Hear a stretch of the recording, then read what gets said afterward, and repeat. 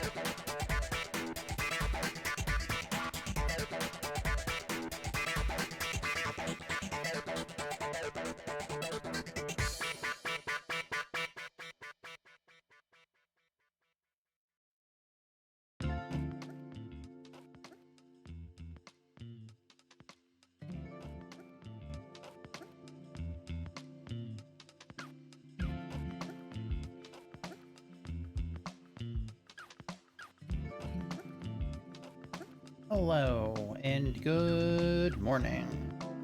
Put my glasses on.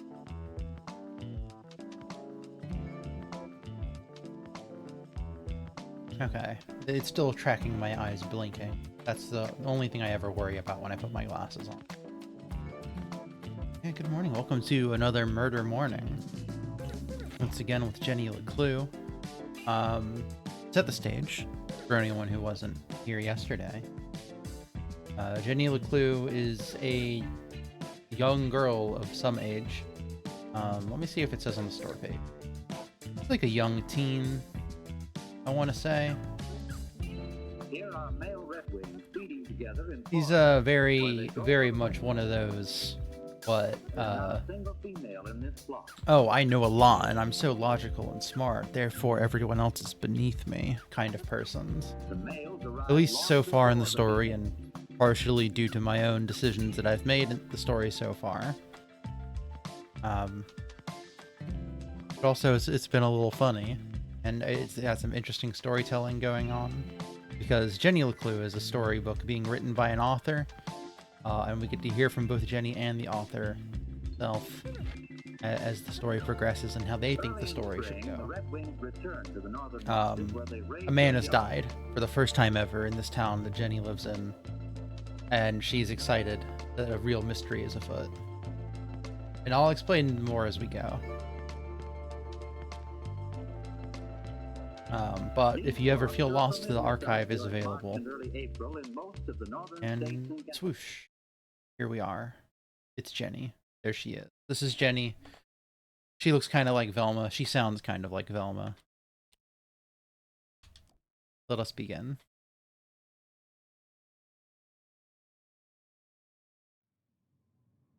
What a horrible nightmare. Dean Stroudsbury was dead. My mom was in jail. Keith told me he never wanted to see me again. And worst of all, I was surrounded by an evil army of giant teddy bears.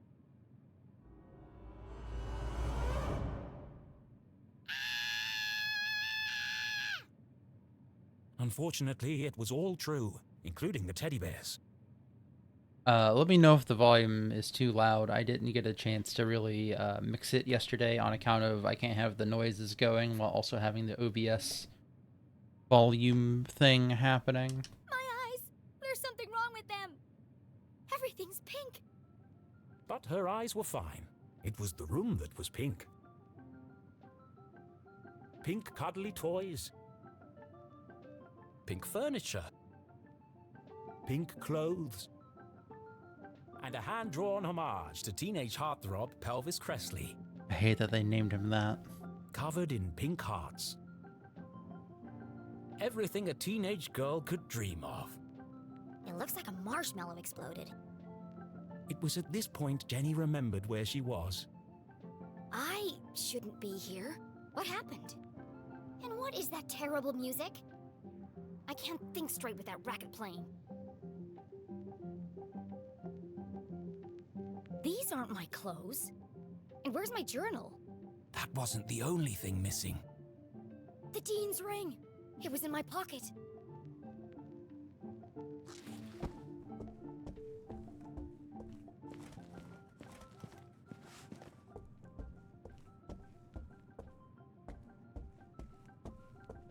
Alright, we cannot run in this room.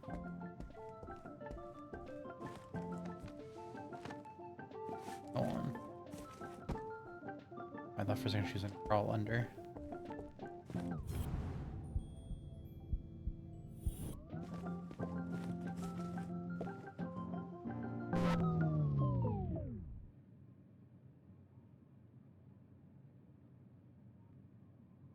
You're the fan that I love.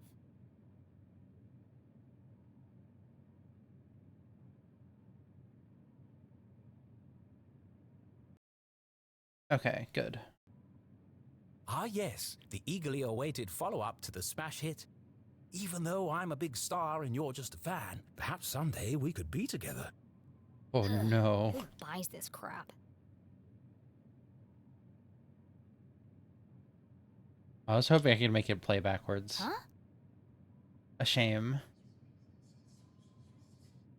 Hushed whispers in the hallway? I should investigate.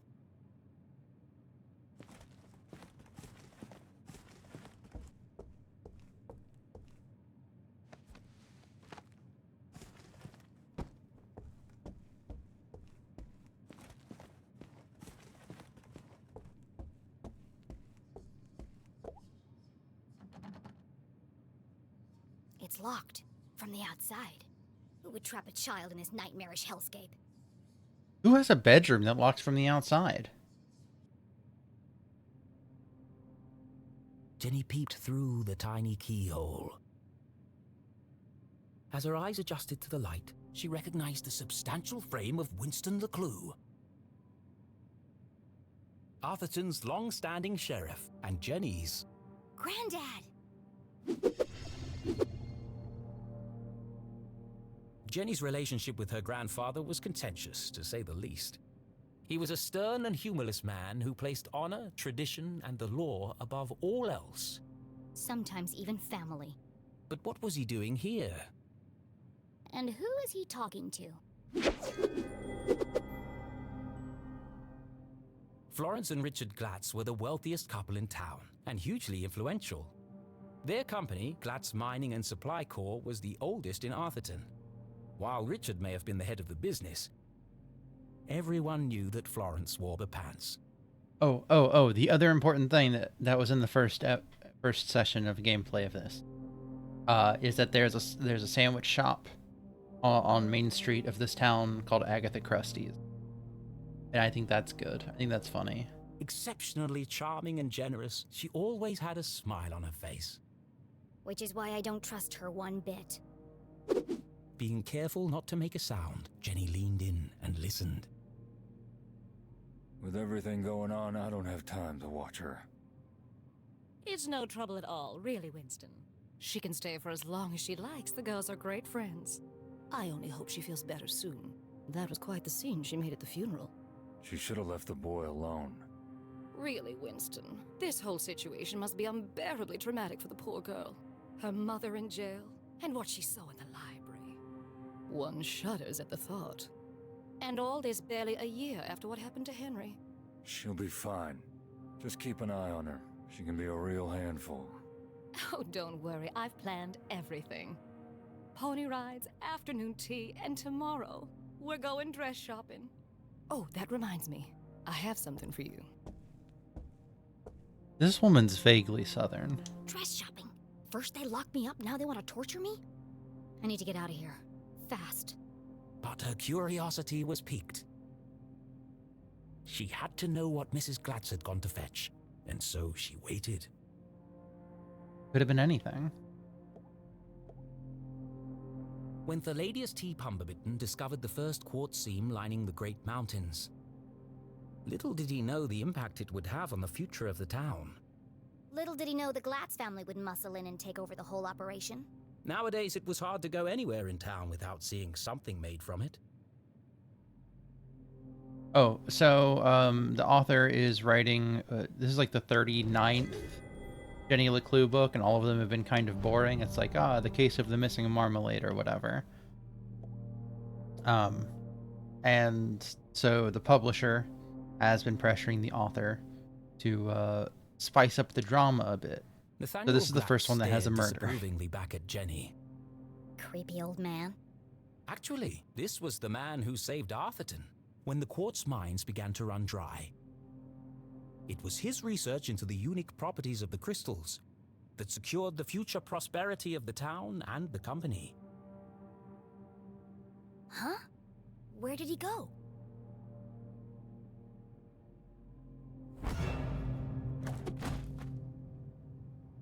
Winston, what are you doing down there? Thought I heard something. Really? A man of your age spying on teenage girls? I've told you already, she won't be going anywhere. It was probably just Jenny's imagination, but those words felt oddly Sinister.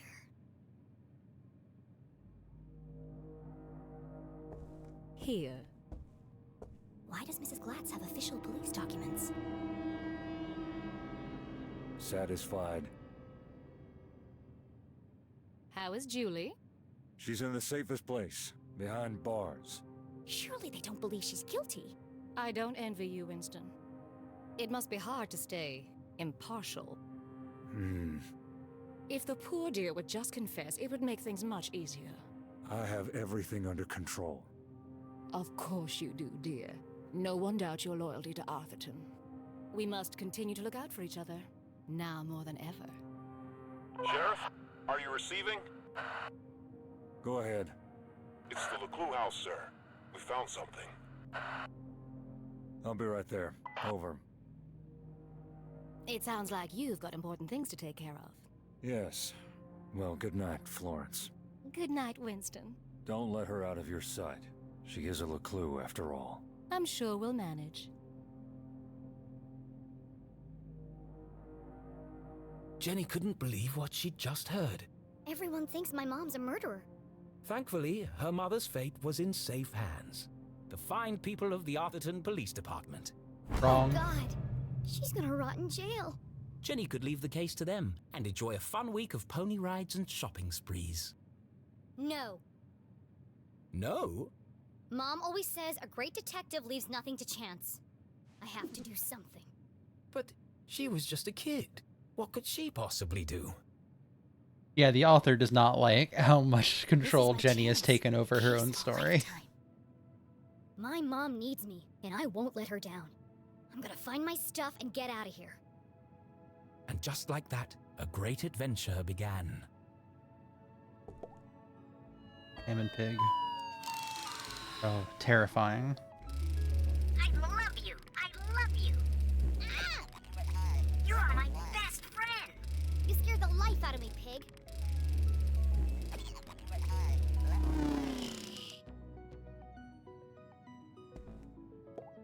The sun was setting behind the great mountains of Arthurton, cradling the town in a warm red embrace. I slept the whole day away? I have to get out of here and make up for lost time.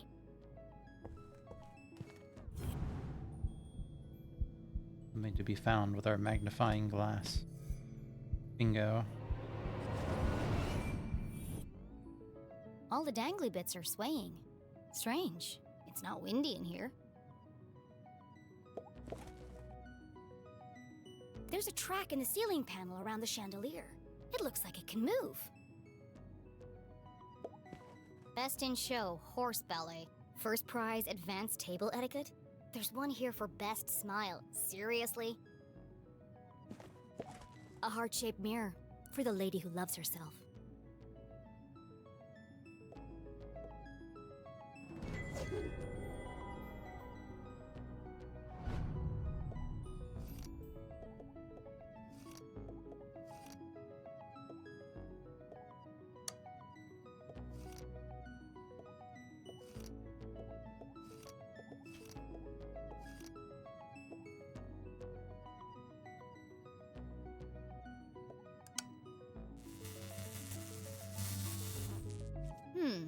There's something strange about this mirror. This requires further investigation.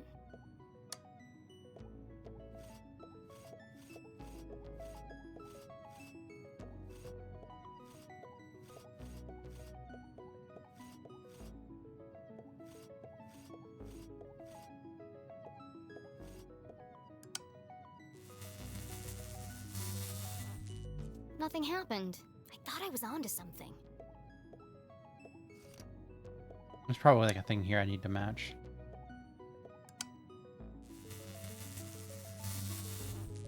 I feel like I've seen that heart shape somewhere else in this room.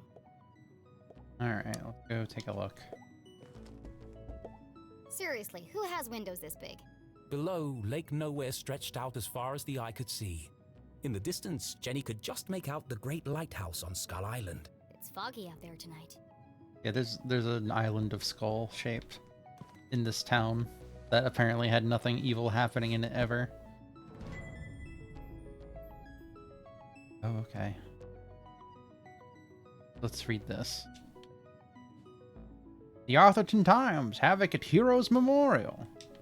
What should have been a touching farewell to a beloved member of the community was tarnished by a poorly timed act of protest yesterday at Mother of Mercy Church.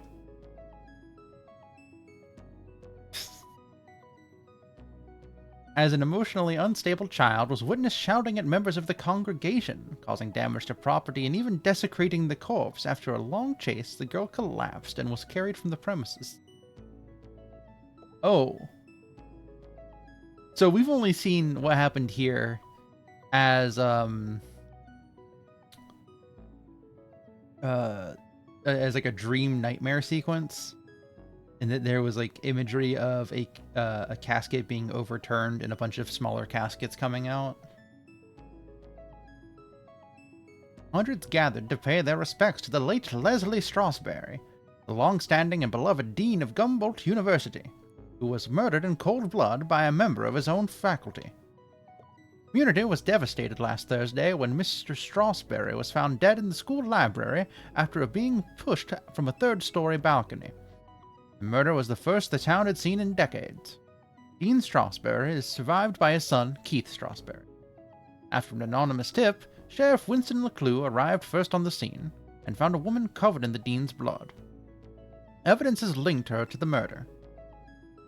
Although a motive for the killing has not been established, the woman has been identified as Julie LeClue, professor of criminology and daughter-in-law to Sheriff Winston LeClue. She remains in custody at this time while police continue their investigation. Jenny thought of her poor mother, locked away in a jail cell for a crime she didn't commit. Don't worry, Mom. I think it's on the I'll record, prove you right? didn't do it as soon as I get out of here. The heart-shaped.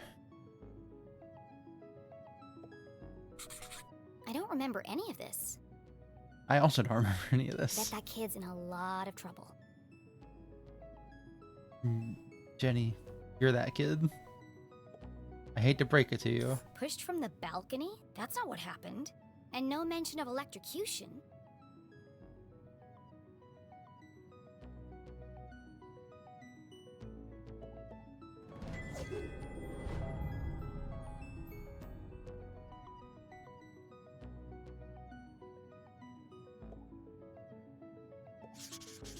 Mom wasn't covered in blood. That's a lie. Either this is shoddy reporting, or someone is trying to cover up what really happened. My mom's still in jail, so the police must not think this was an accident. And if it wasn't an accident, then... The real killer is still out there. On the other side of the lake, beyond the Forgotten Forest, sat a more modest house. No fancy windows or crystal chandeliers, just a small wooden frame in need of painting. Home. They live across the street, huh?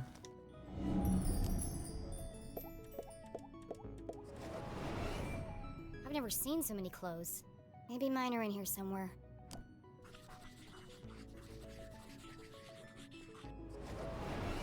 Well, my clothes definitely aren't here. They'd be easy to spot amongst all the sequins and ribbons.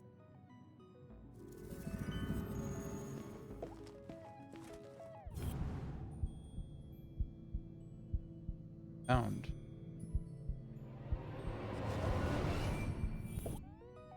A sticker.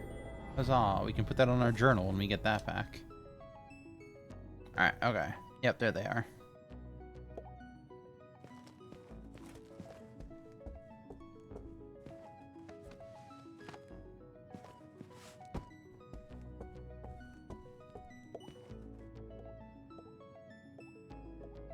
Oink, oink.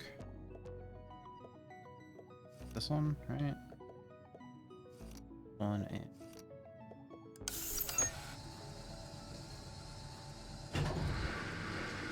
That's weird that that's how that works.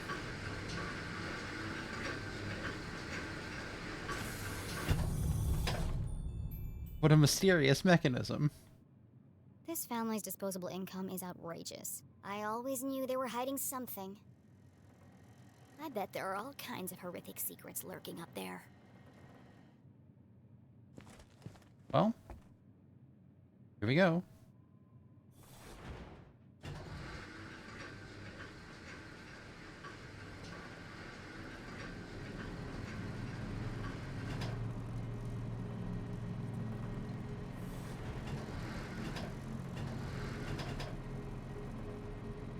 You mean there's a thing that I can look at with a magnifying glass, but I'm not allowed to press the magnifying glass button? Oh, it's just a dusty old attic. Let me, hold on.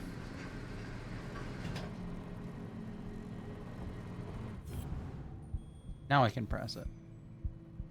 Okay. Sticker. Oh, that worked for a picture of a dog.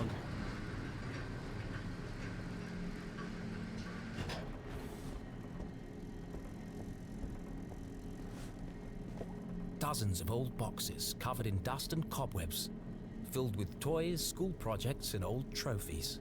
Attics, where dreams go to die.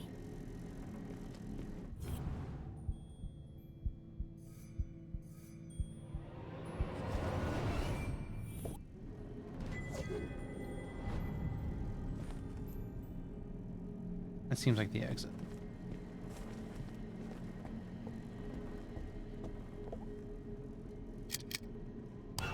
Oh.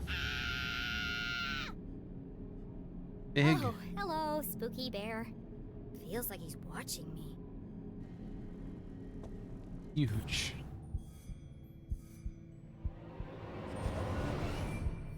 Everything in here is covered in dust, except this bear.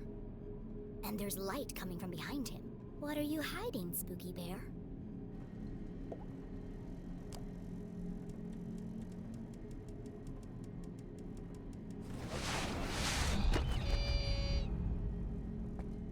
Killed. Smothered by a giant teddy bear. What an end that would have been. Just as I suspected, a hidden staircase. Oh, well then what's the other way?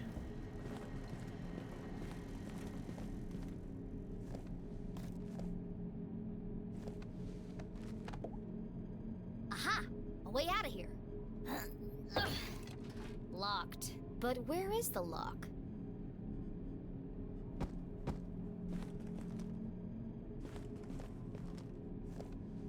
Okay. Is a fake way out of here.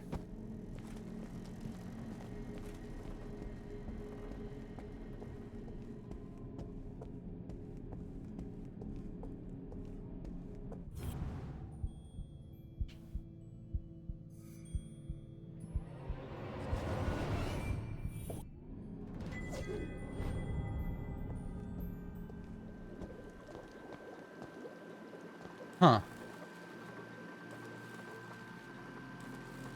Tim. Jenny was no stranger to the labs at Gumboldt, but she'd never seen anything quite like this. Certainly not inside someone's house. Huh. Hey! What are you doing up here?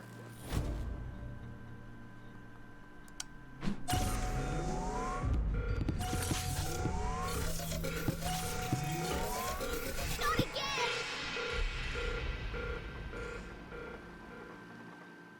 Susie? Loved by all, kind to a fault, Jenny's cousin was also the most popular girl in town. Cousins? Okay. Oh, hi, Jenny. This is not a piece of information I've had, even though we've met this character before.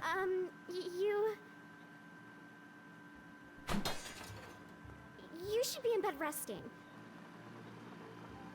What are you doing up here? I should ask you the same question. Gotta ask about this laboratory. What is all this equipment? And why is there a secret elevator running from your room to the attic? Oh, you must mean my collection of teddy bears. Don't play dumb with me, Susan Glatz. These bears are hiding nothing. And that one's wearing a welding helmet. Well, there's a simple explanation for that. There are just too many to fit in my bedroom. You're sweating like a freshman at prom, Susan. Now answer the question. What are you really doing up here? It's not what you think. This is where teddy bears. I have vintage bears, new bears, rare collectible bears. Enough! Stop avoiding the question.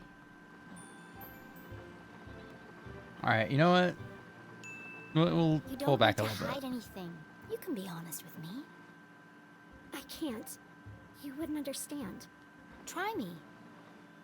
Susie's secret was the kind you took to the grave. A shameful, dark secret. A secret so shocking she feared she would lose everything. Her friends would abandon her. Her family would disown her. She'd never find true love. Oh God! Can't be that Die bad. alone. Ugh. You can't tell anyone. You have to promise me. Fine, just stop whimpering like a lost puppy. You're embarrassing yourself. Here goes nothing. This is my secret laboratory.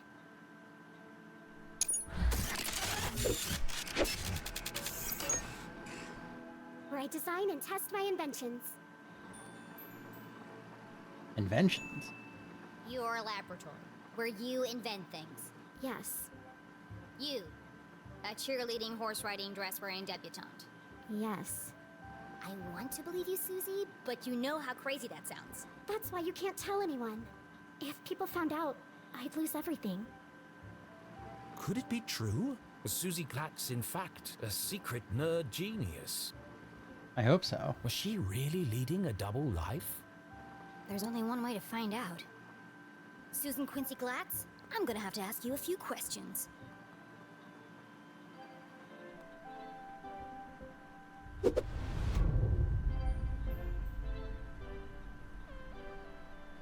Title card.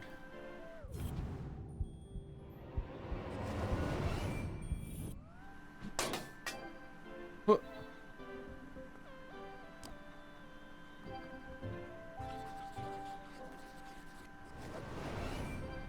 Pink bows, fluffy bears, stylish clothes. She can't possibly be a scientist.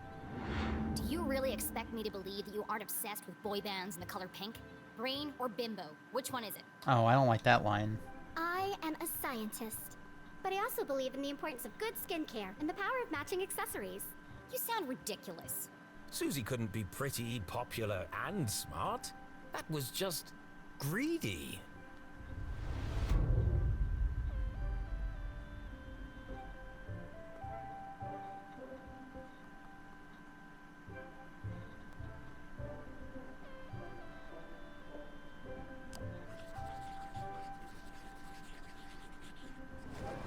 A Gumboldt pin. The Dean was wearing one the day he died. Could Susie have played a part in the Dean's death? No, All of Jenny's probably instincts not. told her it wasn't possible, but she needed to know for sure. You smell nice. What perfume is that? Oh, thanks. It's called Innocent. I remember you were wearing it last Thursday at the lake. I was. What did you do that day? After you left? Peggy and I took Veronica home. That's She was way more really tactful than I upset. thought she was gonna be. And you were there all afternoon? Yes. Why? How close is Veronica's house to the library? I don't understand. Why do you want to know all this? I need to rule you out as a suspect. Suspect? Why would I be a suspect? You're certainly very good at keeping secrets. I didn't do anything. Just ask Peggy or Veronica. I don't know why you're friends with them. They are terrible character witnesses. First Veronica, then Keith, and now me. I never thought I'd say this, but sometimes you can be a real jerk. What were you saying about Keith? Well, you didn't exactly make things easier for him, did you? You don't remember, do you? Oh, well, I suppose it wasn't that bad. It sounded pretty What bad. do you mean? After you interrupted the Reverend's eulogy, and after Keith asked you to stop, you tripped and knocked over the Dean's casket, and I guess they hadn't secured the lid properly, because he rolled right out, to horrified gasps, as you collapsed and fell into his open grave. And that's why everyone's so worried about you. It all came Huh. flooding back. She had tried to defend her mum and repair her relationship with Keith. Instead, she had ruined everything. Jenny had lost her best friend. You should talk to Keith. I'm sure he'll forgive you.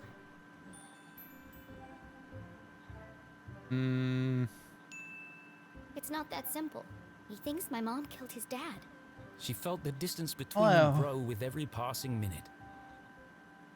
How could she face him without answers? I have to find the Dean's real killer.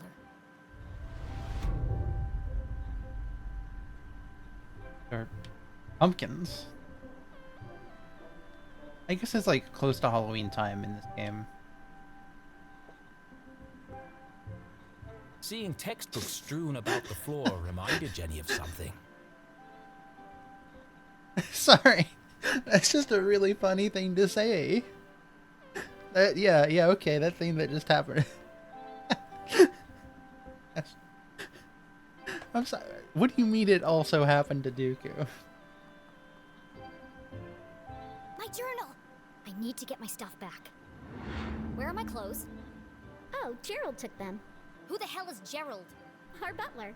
Of course you have a butler. He's taken them to be cleaned and pressed. They'll be ready in a few days. Well, I need them. Now. I've got a dress that would be perfect for you. It's got purple bows, and the sequins will really bring out the color of your eyes. Be polite. No, thank you. I'd rather be burned to death. Mm-hmm. That's what I expected from the tactful No one. one's gonna take me seriously in a purple ball gown. And where's my other stuff? Don't tell me Gerald's got my journal. It's irreplaceable. Like I'd let that nosy old fool see your diary. It's not a diary. It's my case notes. Right, of course. A girl's gotta have a place to keep her secrets. I put all your stuff in the lockbox under my pillows. Are you kidding me? No wonder my head hurts. Jenny needed to recover her journal and the Dean's ring, but she wasn't quite finished with Susie. Went to his mother's funeral, and after an altercation, he accidentally knocked over his mother's. Jesus! That's rough, buddy.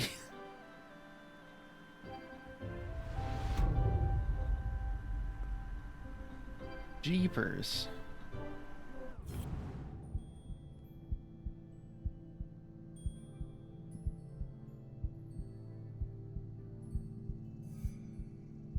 Over there?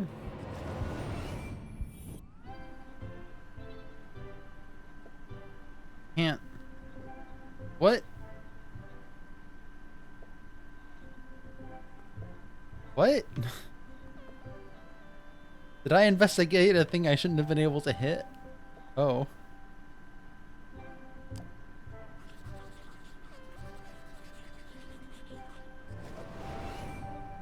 All this stuff looks authentic, but that doesn't mean it belongs to Susie. If this is really your lab, what does that thing do? That's Tim. Tim. He's a thermal imaging machine. Love Uses Tim. reflected thermographic projections to infer depth-related topography in subsurface bodies. Come again? He lets you see inside stuff. Well, what about that thing? That's Judy Kate, a gamma-ray induction polygraph. And that? Hydraulically propelled telemetric manipulator. And this? That's a tea set. What? I like to drink tea. How did you get all this stuff up here anyway? And without being seen? You'd be surprised how much you can hide on a giant stuffed teddy bear. I know what's going on here. You've stolen all this stuff, and you're planning to sell it all to buy more fluffy cushions or pink horses or something. I didn't steal anything. Some of the parts are from my father's factory. The rest I bought with my allowance. That's some allowance. If you didn't steal it, why are you worried about people finding out? I'm head cheerleader. I'm captain of the equestrian team. If the other girls knew about this, they'd laugh me all the way to the back of the cafeteria. Why do you care what they think? It's not just them. If my parents found out about my lab, they'd kill me. Why? Don't they want you to be a scientist? I think they'd like me to marry a scientist. Dad says science is a man's job. Girls are supposed to bake pies and become prom queen. Ugh, everyone in Arthurton is stuck in the past. If anyone else showed him the things I've created, he'd call them a genius and make them his lead scientist. So tell him. Prove him wrong. I just can't. You have to keep my secret. I'm begging you, Jenny. Poor Susie. All of her secrets laid bare. Jenny couldn't help but feel... Disgusted. maybe there was more to Susie than she had first presumed. Jenny was confident that Susie wasn't involved in the Dean's murder. She wasn't evil. Just insufferable. All right, I'm gonna grab my stuff and get out of here. Oh, while you're wandering around, can you find some parts for me? I need a battery and a transistor to finish this device. What? No. I did something for you. It was true. Susie had kept Jenny's journal safe. And the Dean's ring. She'd even revealed her darkest secret to Jenny. Fine. Enough already. What's a transistor? Oh, it's an electronic voltage regulator that... Just tell me what it looks like. It's a tiny metal object with an antenna and 3 legs. If you can't find one in my bedroom, there are some old boxes in the attic. Yeah. Transistor and battery. Got it. Go, Jenny! I've got to get out of here. Alright, we have to investigate the thing that I've accidentally... Okay, yeah, it was just over here.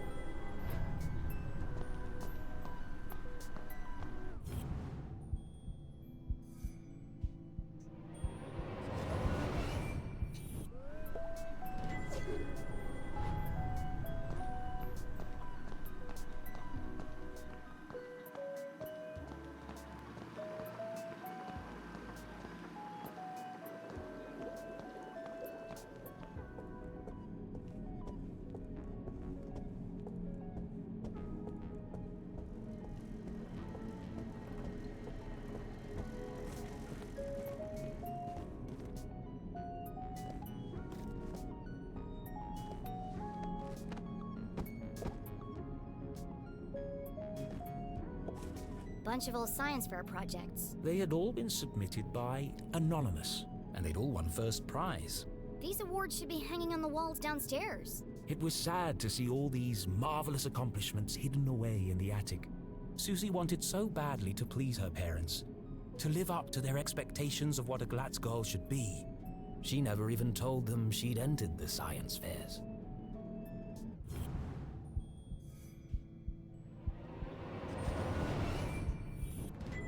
A tiny metal object with an antenna and 3 legs. Looks like a transistor to me. Now, where can I find a battery?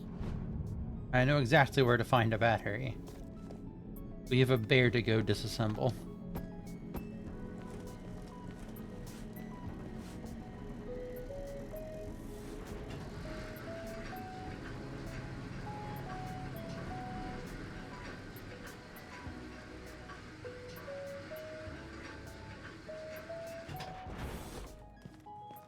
First, let's go get our things.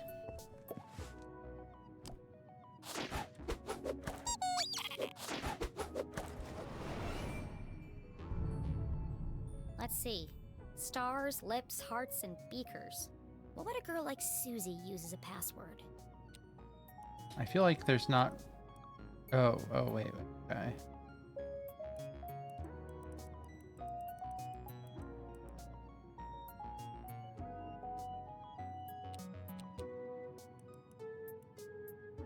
Susie's great. I have enjoyed Susie from the beginning. Jenny is a bit of a jerk, to say the least.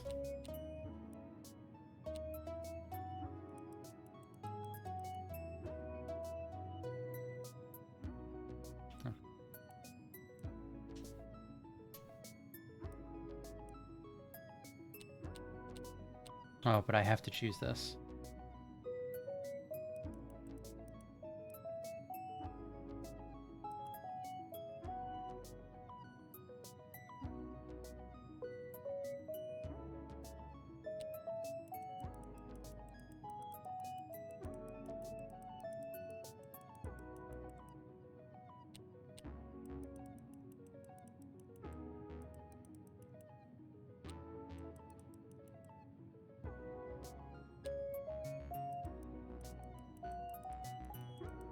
I can't leave this screen, so I have to guess it. And I feel like I've maybe missed a clue somewhere.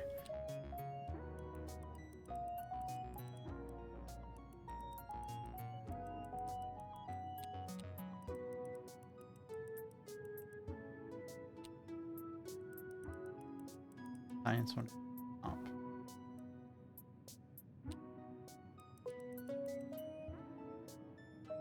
Yeah.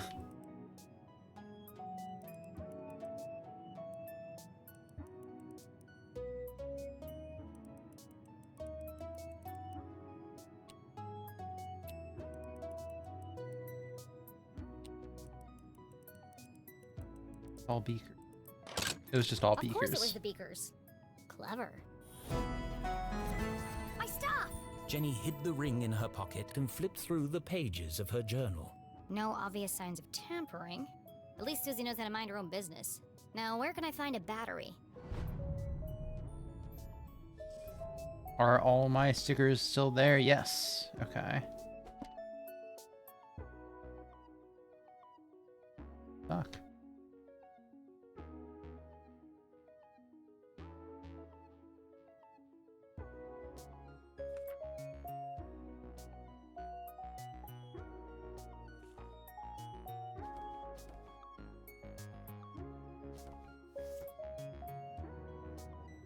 I don't need to go over it.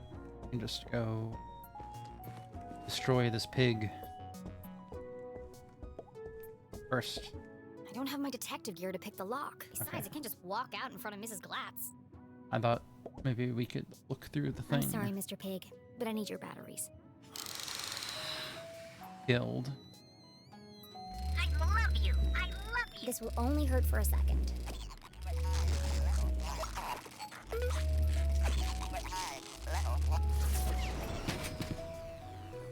You're my best friend. Thank you, Pig, for donating your body to science. I'll give this stuff to Susie, and then I'll find a way out of this place. Pig destroyed.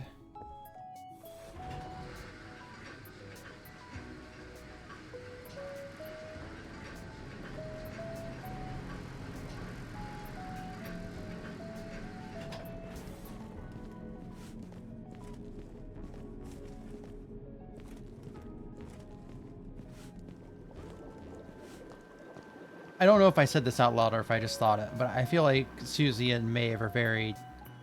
They could have similar bones, character-wise. Here you go. Oh, wonderful. Thank you. Now, back to the task at hand. Making my escape. Don't you want to know what these parts are for? Only if it will help me get out of here. Ah! Careful! That's a stick of dynamite! Dynamite! Dynamite Are salesman. you crazy? You could have blown me to bits. I did say be careful. What are you making bombs for? They're not bombs. They're silent explosives. Silent explosives? Think about it. Dynamite that doesn't make a sound. Impossible, you say? Not at all. My first breakthrough came when I discovered the unique properties of... I can use this to blow my way out of here. The explosion might be silent, but I think my mom would notice if part of the house was missing. Yeah, okay. Well, thanks for the show and tell, but it's time for me to go. And how exactly are you going to leave without being seen? I'm glad you asked, Susan. I'll be making my exit through the window in the attic. Once I found a way to unlock it. Oh, you're out of luck there. My parents are super security conscious. All the windows are locked electromagnetically. Where are the controls? Downstairs, in Dad's study. And I can't get there without being seen. Is there some kind of override? It's impossible to open them from up here, unless there was a total power failure. Well then, I know exactly what to do. Okay, well, I'll be here if you need help.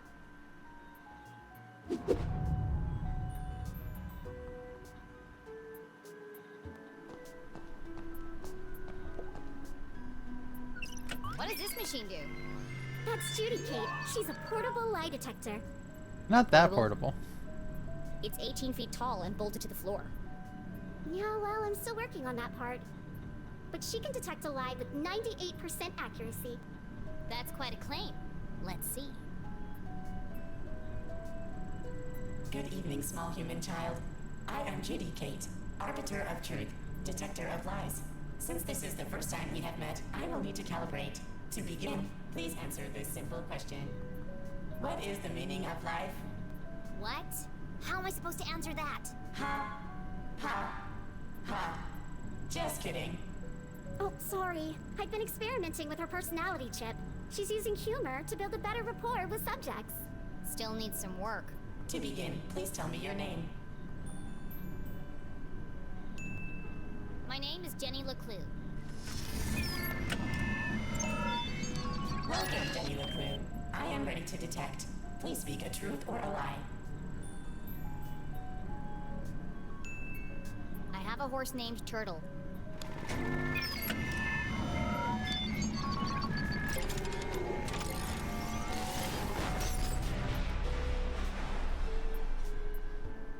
Yikes. I think I broke it. It's okay. Her fuse just tripped. She gets very sensitive if you lie to her, especially if it's a big lie. That's cute. But don't worry, she'll reset in a minute.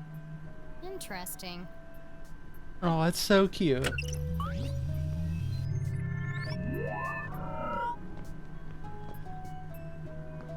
Cool magnet.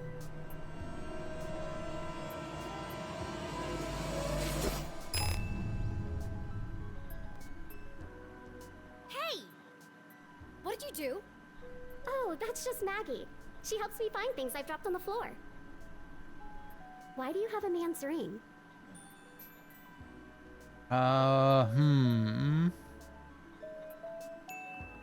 It belonged to my dad. But that doesn't make any sense. I'm telling you the truth. No, I mean, why would a ring made of gold stick to a magnet? Unless... There's something more to it. Which of these machines did you say could see inside things? Excuse me, Tim. We need your help. I was hoping that that lie would still somehow trigger Judy Kate, which is why I chose Oh, hi. I didn't see you there. My name is Tim, him. thermal imaging machine. Hi. Metal, plastic, wood. There's nothing I can't see inside. You don't Except, of say. course, your innermost thoughts. Oh, Tim, you flatterer. Look, I don't need a best friend. I just need him to examine the ring. Ouch. That hurt my feelings. Go easy on him. He's quite sensitive. Ugh. Hi, Tim. Nice to meet you. Oh, how wonderful it is to meet you, my new friend. How can I be of service? I need you to look inside something for me. I'd be delighted to. Please place the object on my soft, velvety platform. That's not particularly Come velvety. to me, tiny object of vast mystery and import.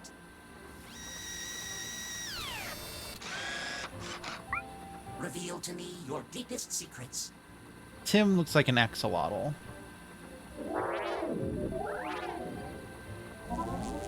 Swim in my warm bath of gamma rays.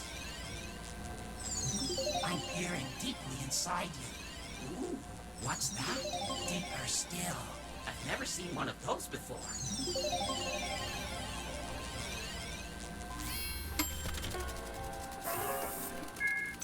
Fascinating. Oh, the wonders I have seen. Well, spit it out already. One moment, please, while I paint you a picture of the journey we just shared.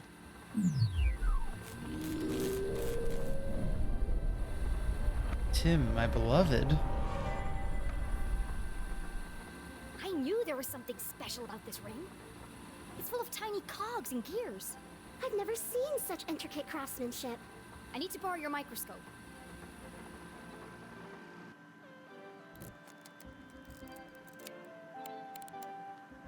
Tiny buttons hidden in plain sight. Clever. I wonder what they do.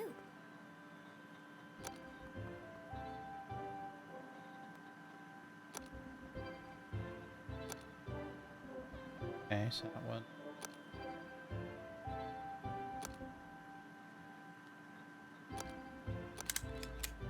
Bingo.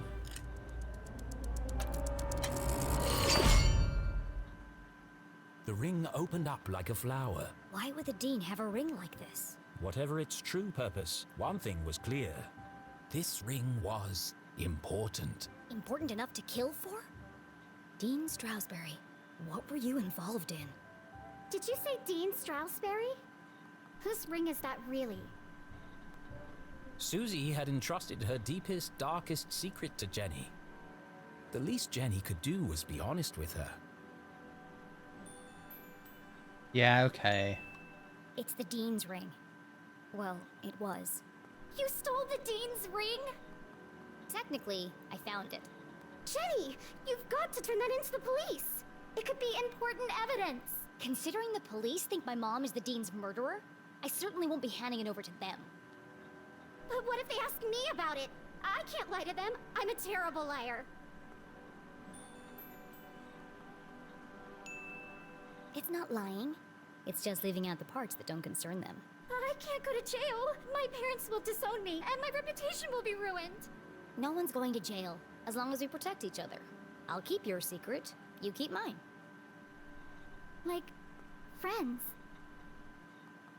Sure.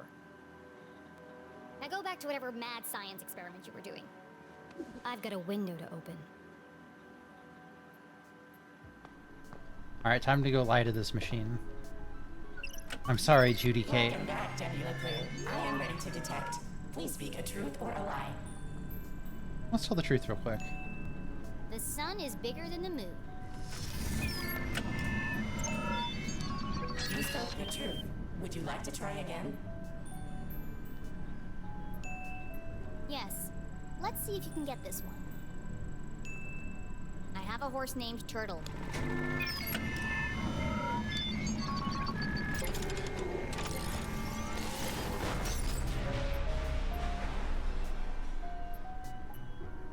Oh, so this is the overloaded same again. lie.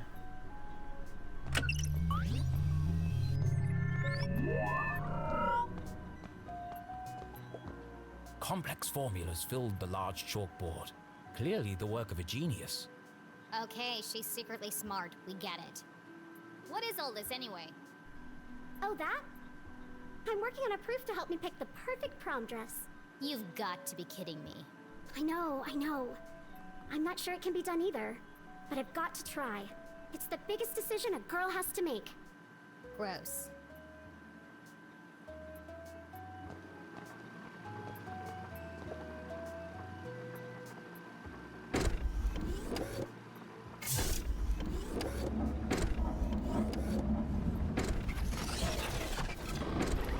Oh, cool, Lazier.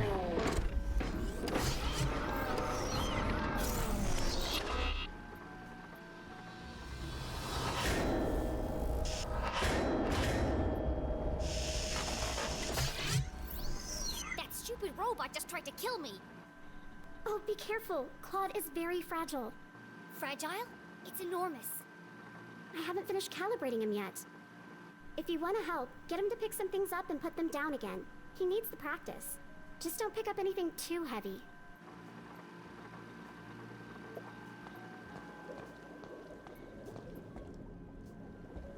Do I have to bring things here, or?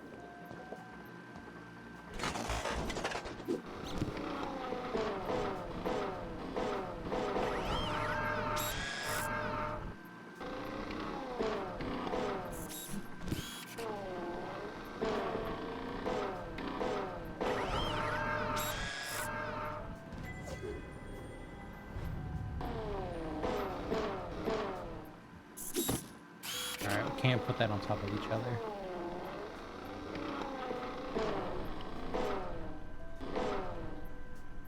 Alright, have a good one. Talk to you later.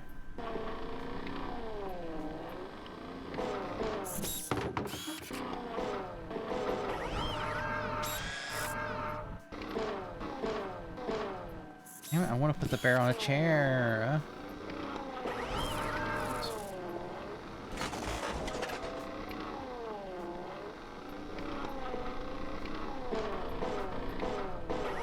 It's pretty heavy.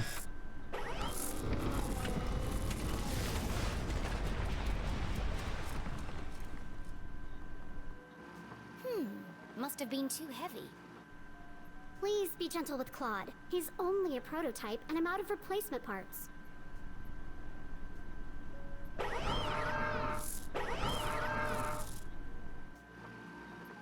I've got it! In the back of Jenny's brilliant mind, a plan was forming. I know exactly how to get out of here. How can I escape from Glatz Manor?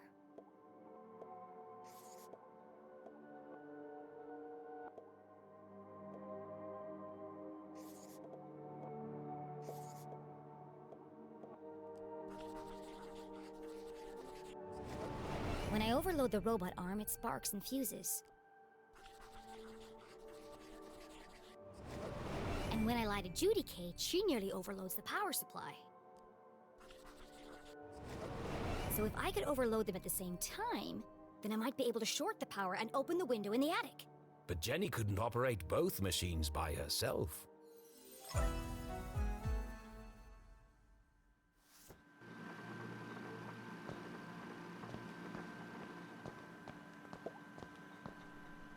Susie, Yes?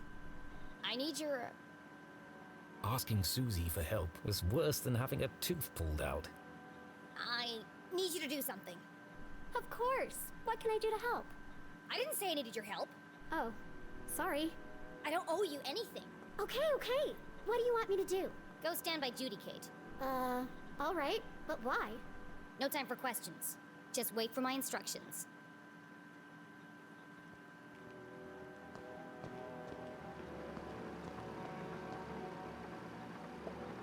Susie, are you ready? Welcome back, Susie Glatz. I am ready to detect. Please speak a truth or a lie. Okay, I'm ready. What should I do now? Just hold on until I give the signal.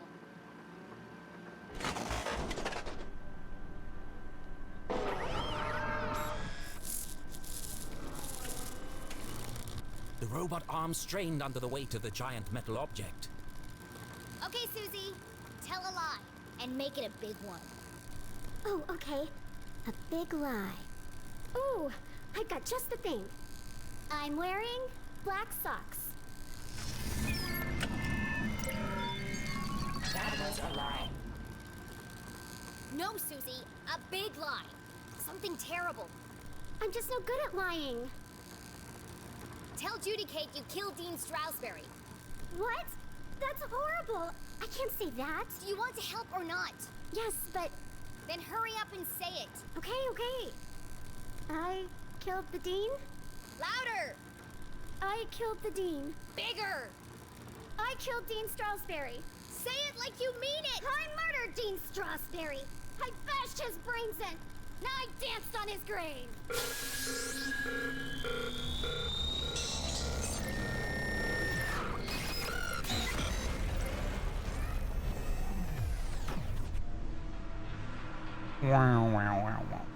Wow.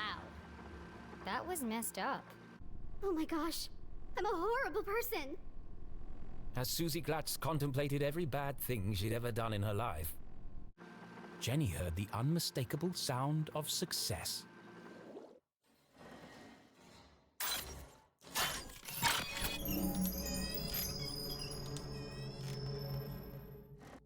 It worked.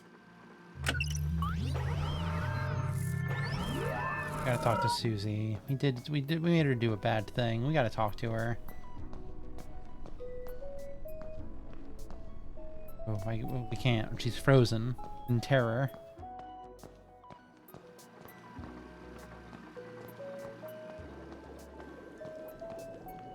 Poor thing.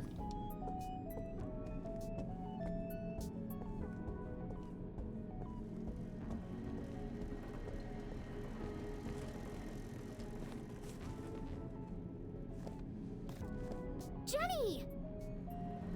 You can't leave now. It's past curfew. Watch me. Well, you can't go out wearing pajamas. I'm not playing dress up with you while my mom is trapped in jail for a crime she didn't commit. The real killer is still out there. And what if you find him? What then? Jenny paused.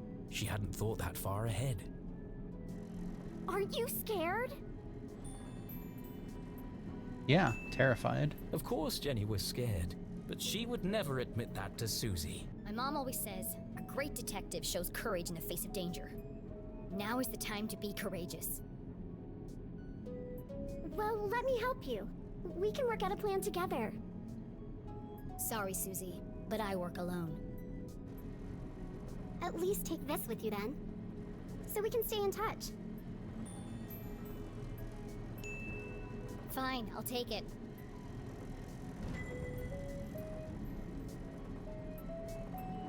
It's got an But achievement don't for call me. I'll call you. for accepting help. Okay, good luck. It's And cute. be careful. There's still a killer out there. I'll be fine.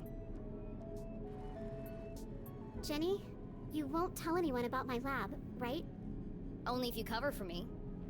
Of course. I'm always here for you. We're going to be best friends, Jenny LeClue. I just know it. Sure. Right after I sign up for cheerleading.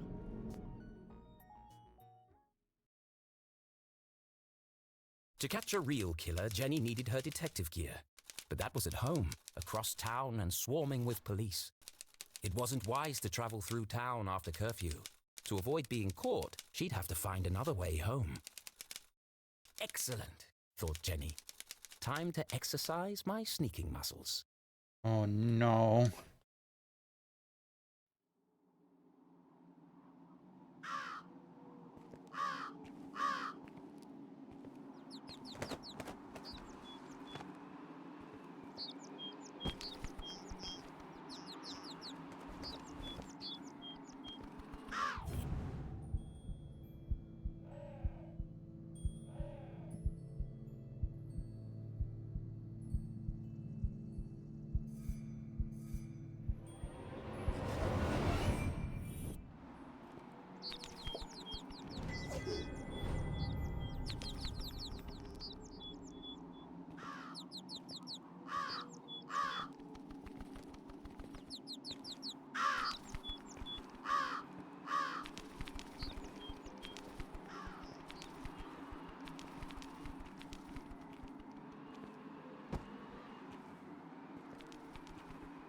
Jenny paused at the edge of the roof, her teeth chattering in the chill wind.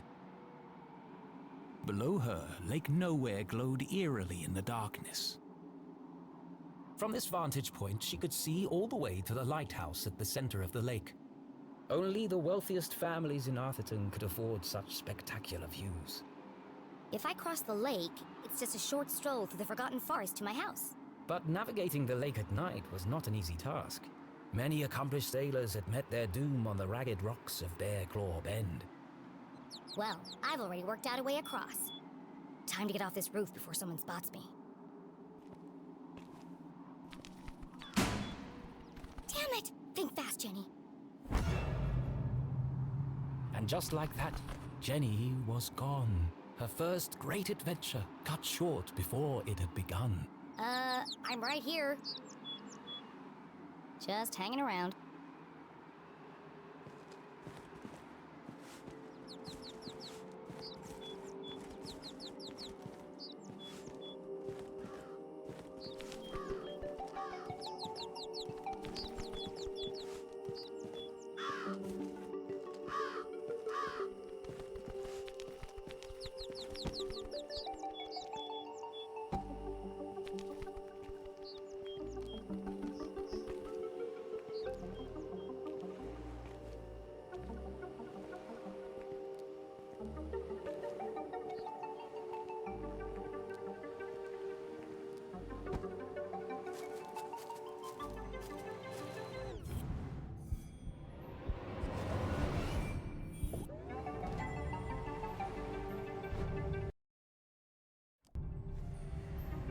Oh, perfect.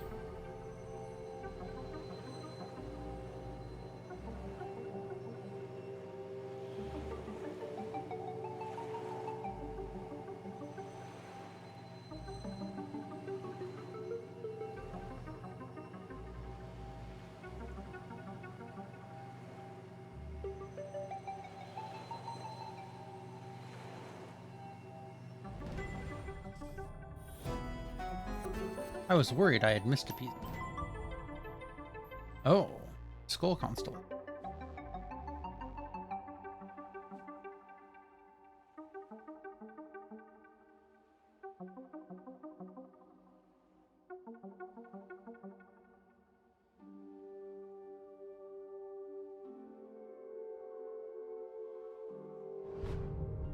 Cute.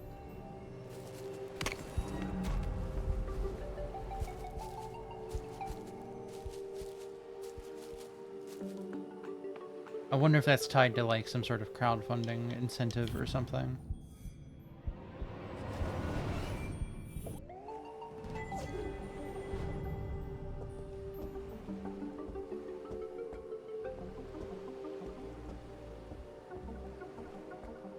What's that sound?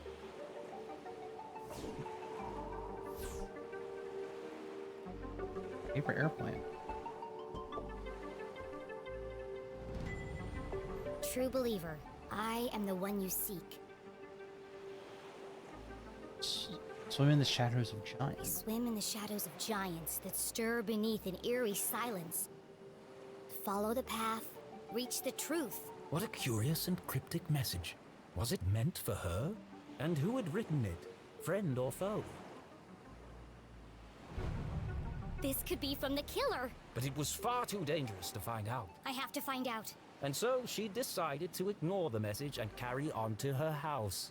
There's no way I'm ignoring the case of the mysterious message.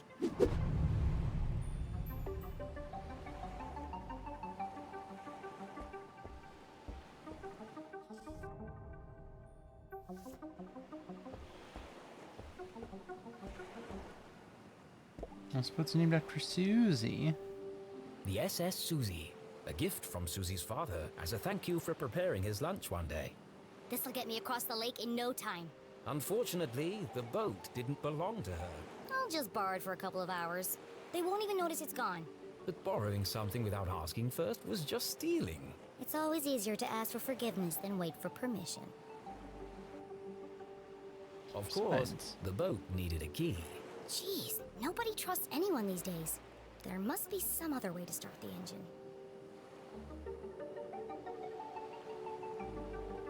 I bet I can hotwire the boat if I get this panel off. Risk of electric shock. It was far too dangerous. I love danger.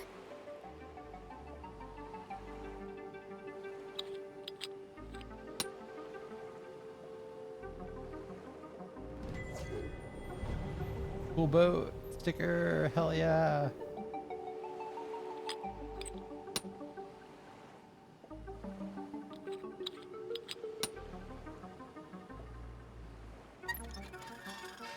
Damn, this one's stuck. Foiled at the last moment by a rusty screw. Oh well, time to turn back. There's only one screw left. I can just pry the panel back. And so she very carefully pulled on the panel.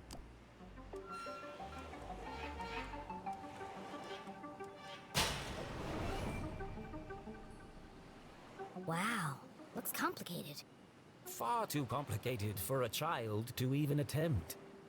Mom always says, a great detective focuses on the solution, not the problem. It looks like I can bypass the ignition by turning the dials until all the lights are illuminated. Piece of cake.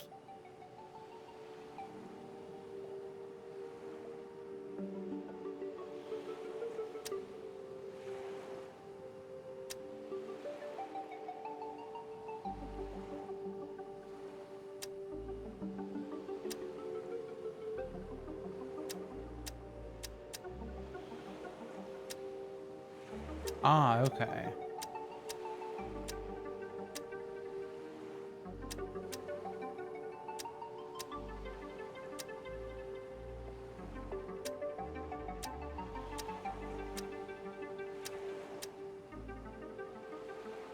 So I need to worry about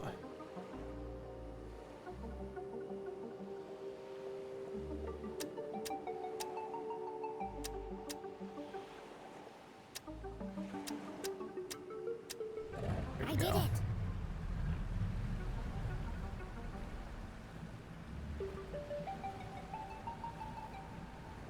Jenny had found a way to cross the lake, but she was still a long way from home.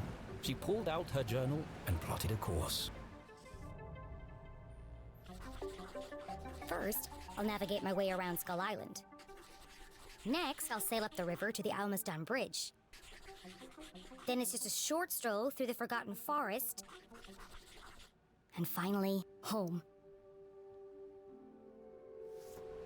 Got it. Let's go.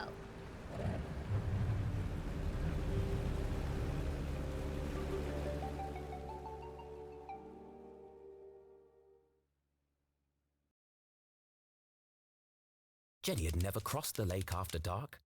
Come to think of it, she'd never even driven a boat before. She thrust the throttle forward and felt a cool wind whip through her hair. Sneaking around after curfew had its benefits.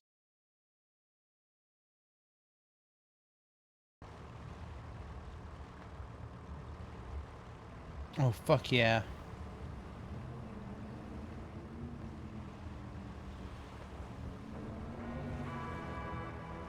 Gotta keep it between the navigational buoys.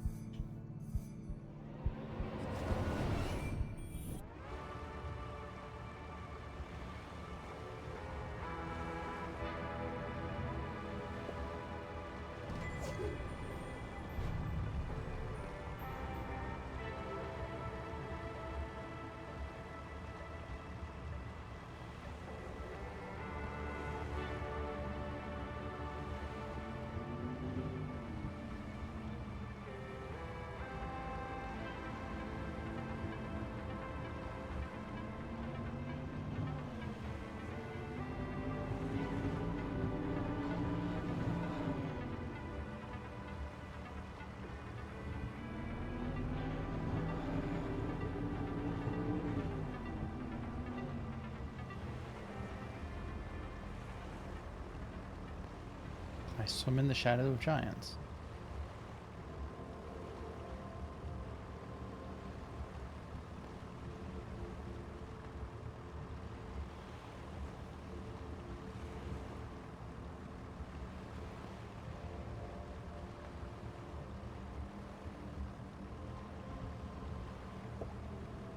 Swim in the shadows of giants. This must be the place.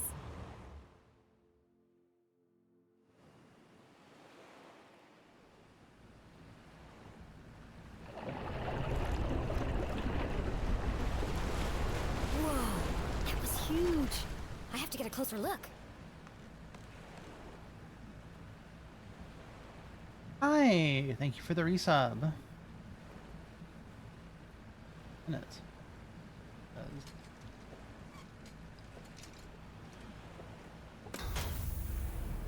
Oh.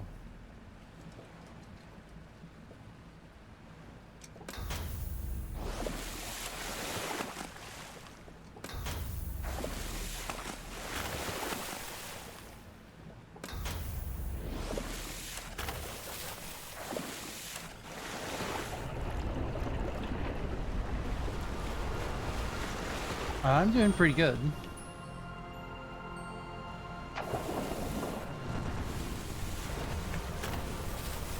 As you can see, we have The elusive hot wired red both. herring, a rare and fantastic sight. Can't believe they really exist.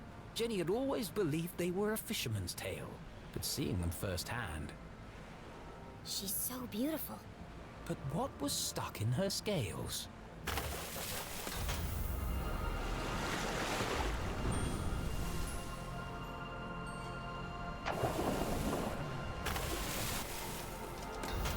Bingo. Give me that. A message in a bottle. Curious. Oh yeah, no, this game. Oh, when I saw this game was fully I am voiced the voice now. of reason. Nice. I walk amongst the sunken ships that once sailed through the glowing mist. It's another clue. This case just got more. Dangerous. Jenny had no idea who was behind these messages. This could be an elaborate trap. Oh damn it.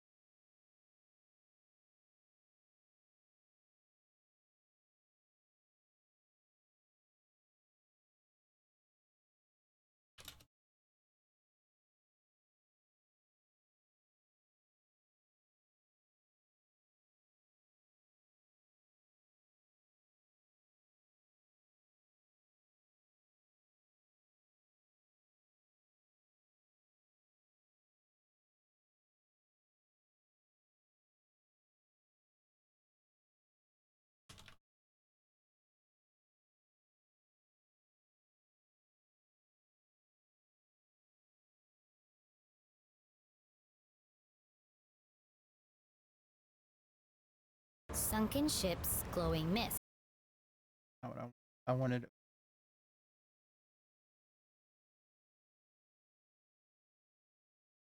Okay, I think we're maybe back. I think we're still going. You refresh dashboard. All right. It looks like it didn't cut it in half this time. It looks like there was just a miniature outage. Let me know if you can still hear me. That should be easy to spot. But OBS says we're fine. Thanks, fishies. I mean, we've had a lot of bad weather recently, and I wonder if it's related, but I don't think it was directly caused by it.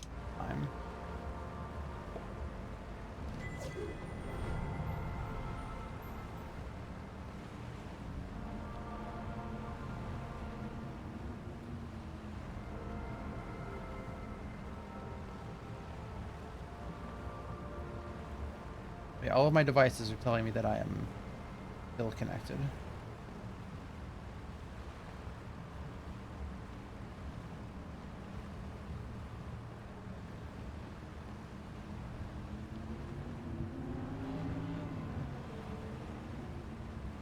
Going this.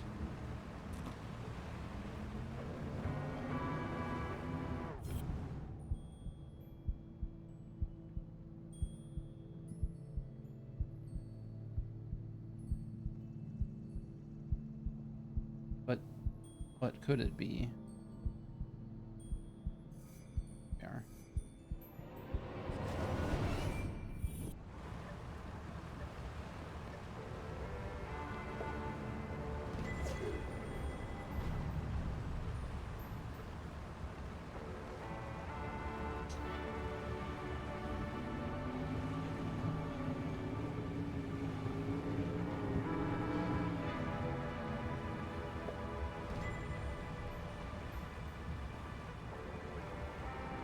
Okay, yeah, I see where it is then. Bagel Bay.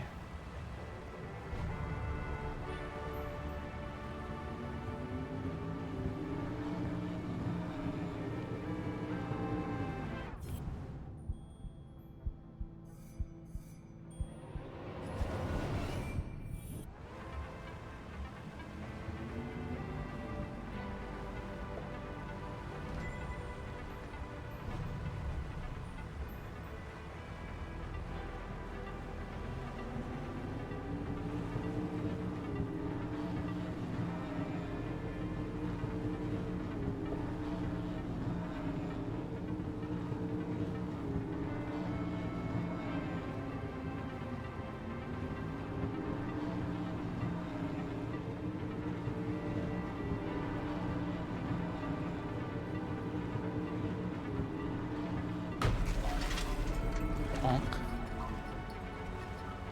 I can't see a thing. I must be heading in the right direction.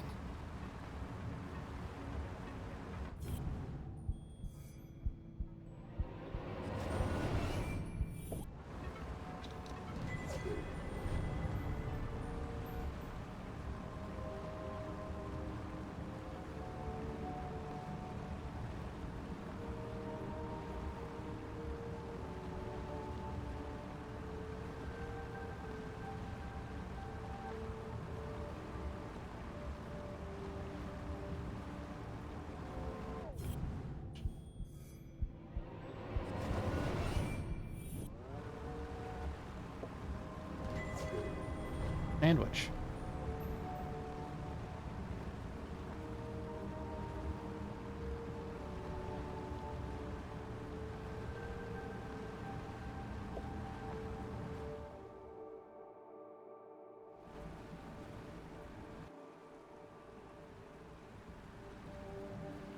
Jenny navigated carefully through the thick fog. Oh, it smells like rotten fish. Many ships had lost their bearings here. Grounded on the ragged rocks, swallowed by the lake. Maybe I could shed some light on these ghost ships.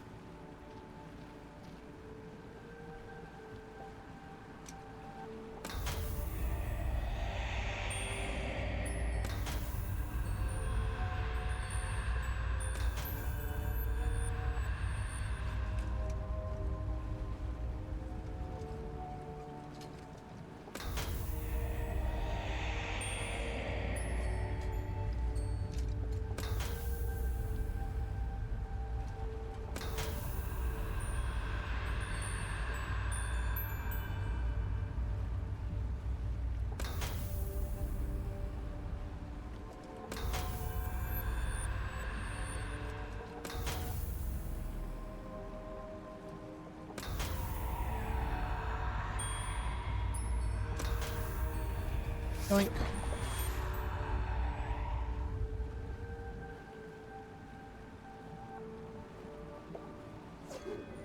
Another message. This is starting to feel like a wild goose chase. Ah, yeah, no, I did a refresh on my end and it was fine. And it doesn't look like the VOD will be broken in half based on my numbers.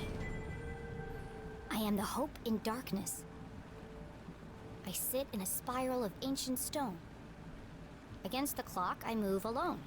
All you've missed What's with all these is cryptic messages? that I shined a And where light are on a they bunch of leading? ghosts. I should get out of here before I turn into a ghost.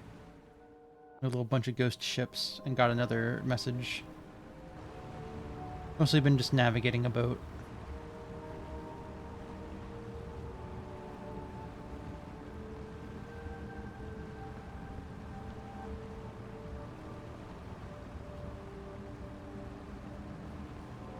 Yeah, as I specifically do. Alright, easy peasy. Phew! Made it out alive. Let's go find this spiral of ancient stone. Round rock. Yep, right up ahead.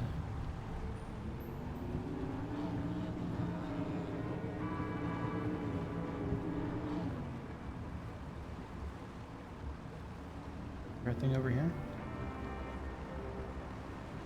No? Skull Island, home to an abandoned lighthouse and an excellent sandwich shop.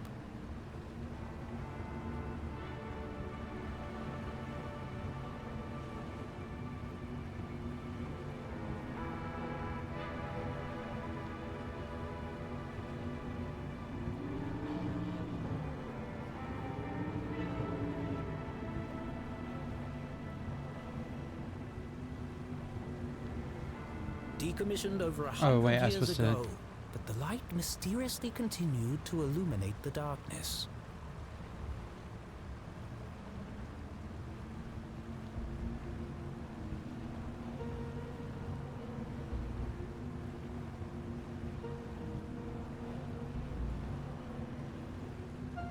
I kind of wish this was tank controls, but it's more like you had to point the stick in the correct direction.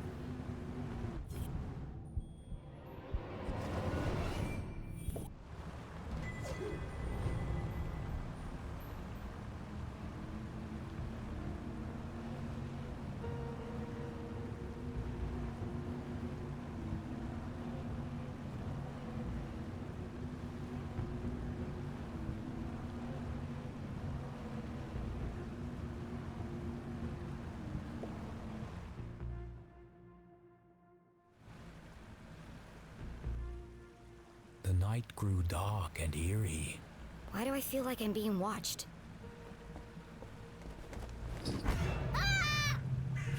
Well, aren't you ominous? Nice birdie.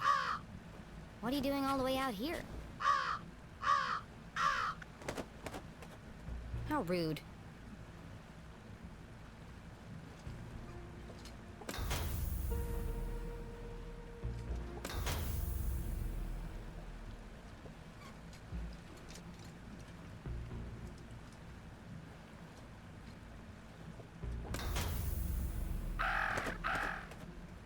Ah, okay, I'm supposed to scare a bird.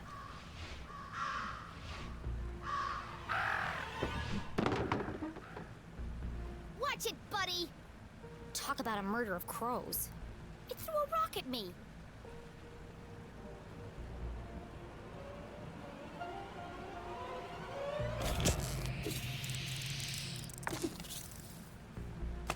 That was not a rock. It was a crab. Well, crab.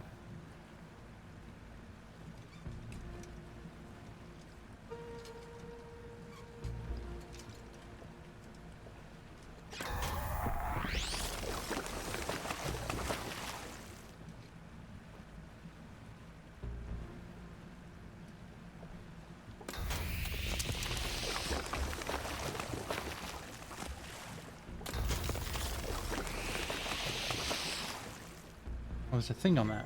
Okay.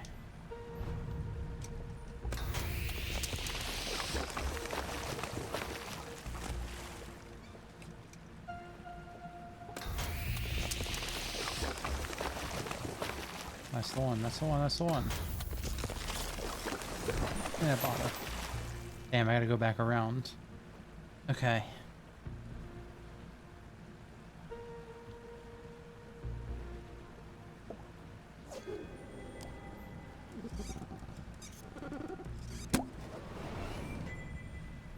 I am the answer to the unasked question.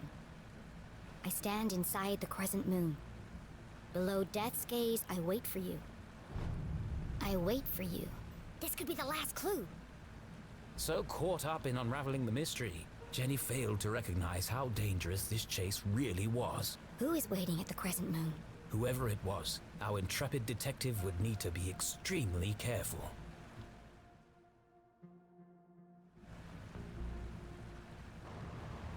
Crescent moon, below death's gaze. Time to wrap up this case.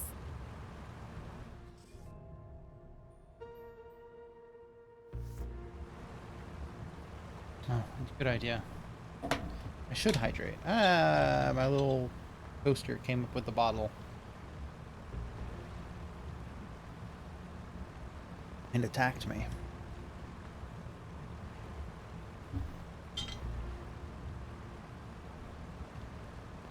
Place that there.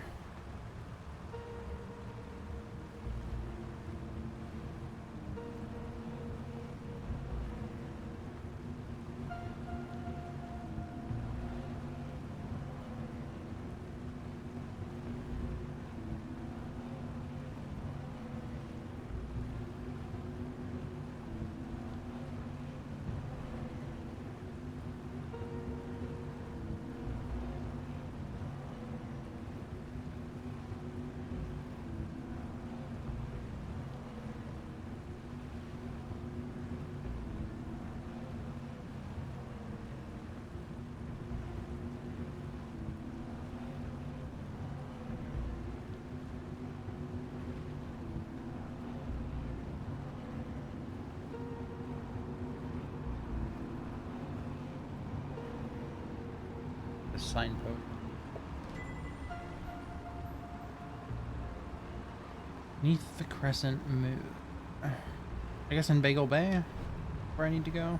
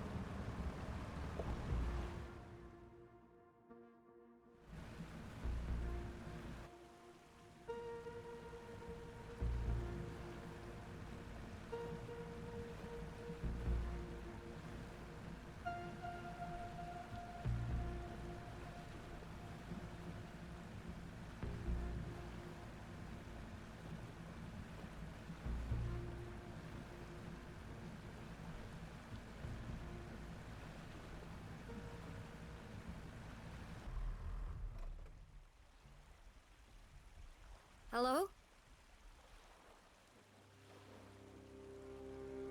Who's there? I don't know. I mean, I probably want to do like a Jackbox gaming or something. Stay right there. You know, Don't come any some closer. other sort of like group activity. Identify yourself.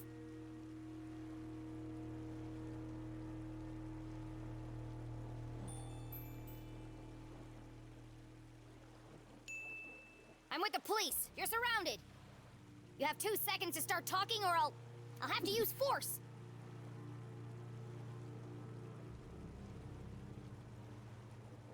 Right? I warned you. I'm coming over there. Right now.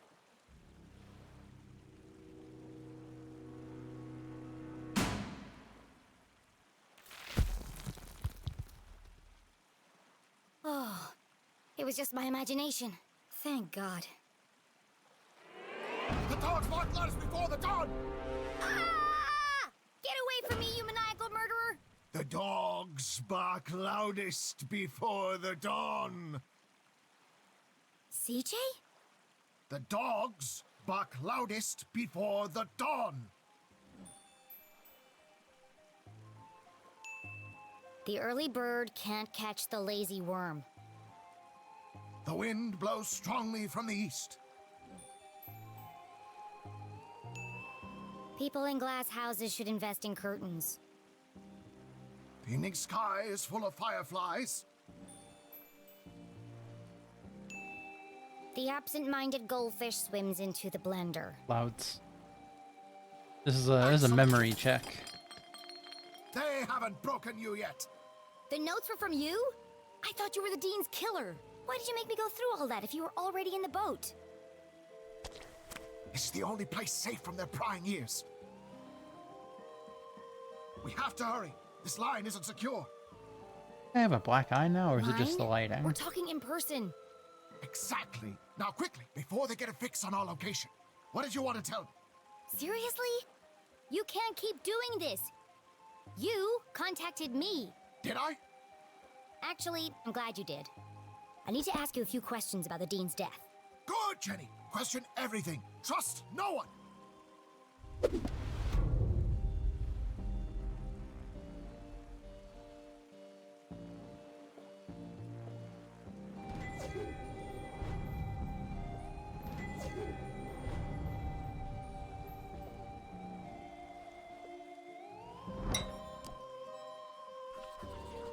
Well, your compass is not. What happened to your compass? Before it was wandering, but now it seems to be pointing in one direction. Exactly. Do you see now? It's not a compass at all. So what is it then? Aliens! Aliens? What are you talking about? E.T., extraterrestrials, beings from another world. I know what aliens are. Come on, CJ, there's no such thing. What? No, not you too. What? No.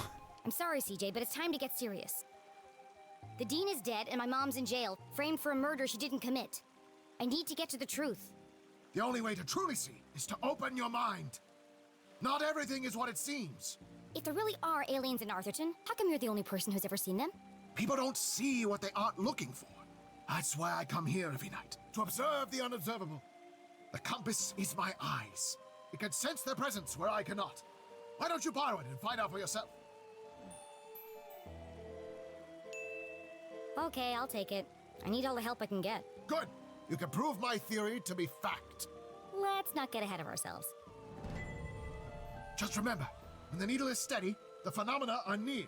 Sure. They were here before. They will return. And we'll be waiting for them. Uh-huh. Yep, totally.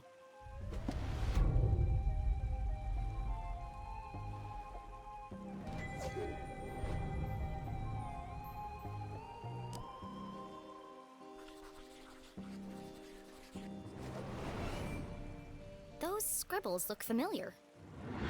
I found your map of Arthurton in the library. Keep it. It's a great map. Very rare.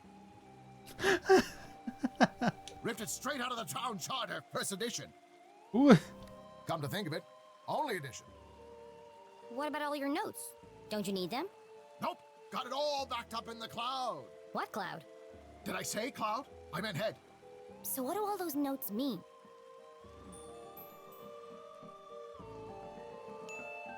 Who are the Shadow Men? Yes! You're starting to see differently. There are patterns everywhere. Keep searching.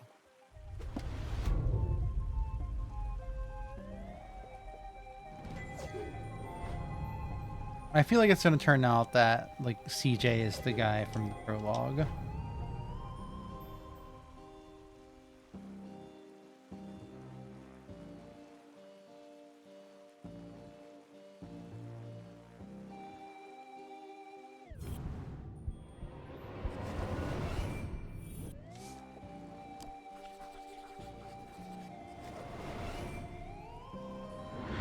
I know you were in the library the day Dean Stroudsbury died. Did you notice anything unusual? Yes, I did. Great. What happened? They changed the bathroom scent from strawberry to pie. It was most unpleasant. Oh, is that all? I intended to alert the librarian as a matter of urgency. But no one was at the front desk. Quite unusual. Was there anyone else in the library? No, just the dean and I. Till Until you left. It's not like you to leave your research lying around. Why were you in such a hurry? I lost track of time. I was late for an appointment. An appointment? Where? Appointment? What are you talking about?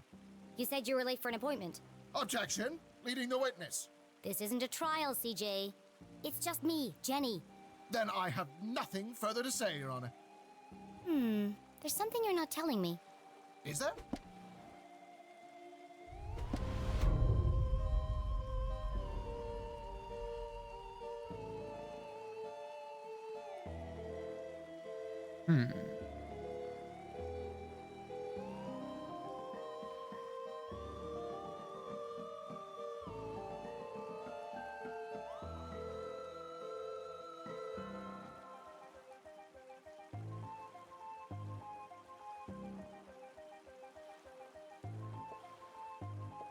Oh, black eye. Okay. What was a black eye? What happened to your eye? Did you get in a fight? Wasn't a fight. More of a misunderstanding, really. A seriously purple misunderstanding? Well, you should see the other guy. CJ, this is serious. You have to tell me the truth. I had to do it, Jenny. They needed to learn. CJ, is this a confession? Well, we're going to find out anyway. CJ, did you murder Dean Stroudsbury? The dean? Oh, no. But you just said... Good, Jenny. suspect everyone, even... I don't understand. In fact, I suspected myself for quite some time. But I couldn't have done it. I want to believe you, CJ, but do you have an alibi? That's why I left these notes for you. If anyone can prove I'm innocent, it's you, Jenny LeClue. Hang on a second. Let me take a look at that. Jenny, I need your help. You know, we could have saved a lot of time if you'd just given me this message first. Risk being followed? Never! But what had piqued Jenny's interest was not the message itself. That paper. What did he write all these messages on? Ah.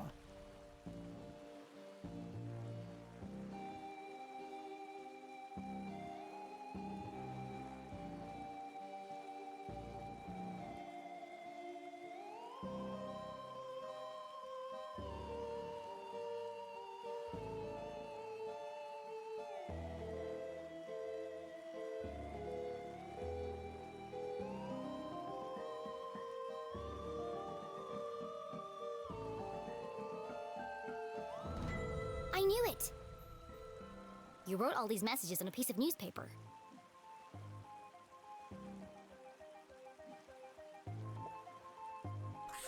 Jenny couldn't help it. Every time she thought about coffee, she saw Keith's face. She heard his voice. She remembered his sadness. And she promised not to rest until she'd uncovered the truth of his father's death.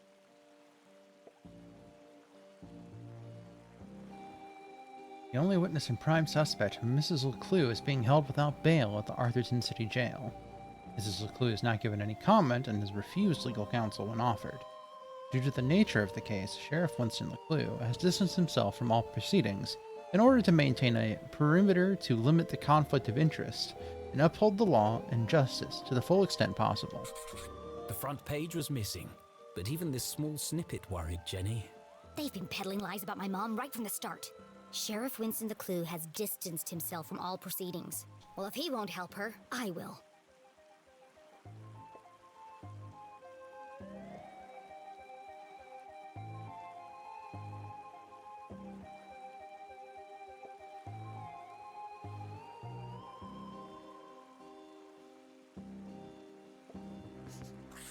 This photo was taken in Avocado Heights. That's on the other side of town, miles from the library.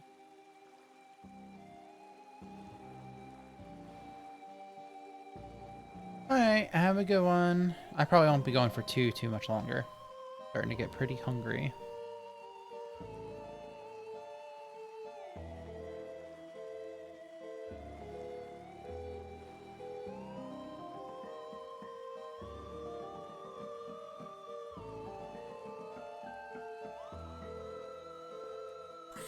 CJ was always protesting something.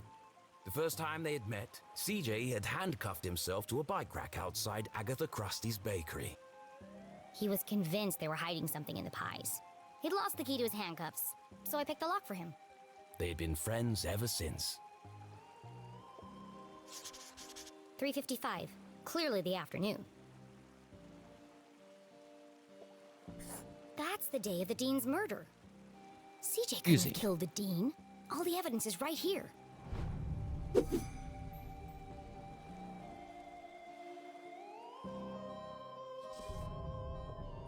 How can I prove CJ is innocent?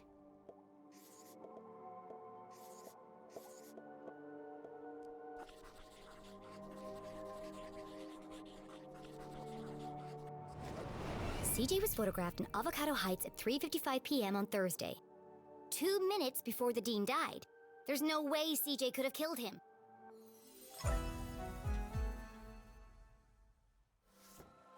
CJ, you're innocent! What a relief! But you really shouldn't be going around town terrorizing children. You're going to end up in jail again. That wouldn't be so bad.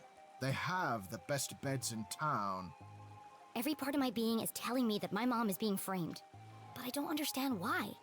There are only 3 reasons a man is murdered. He didn't mind his own business, he couldn't keep his mouth shut, or he wouldn't keep his hands to himself. Have you ever heard of a place called Widow's Drop? I think my mom met the Dean there. Widow's Drop! No, but it sounds suspicious. Well, anything sounds suspicious if you say it like that. Be careful, Jenny. They'll do anything to keep their secrets. Once you start to see things, there's no going back. Do you ever wonder why the lake glows at night? Or why the power keeps going out all over town? Yes, I do. All the time. There's a lot more to this town if you look below the surface. Do you mean that literally or figuratively? Yes.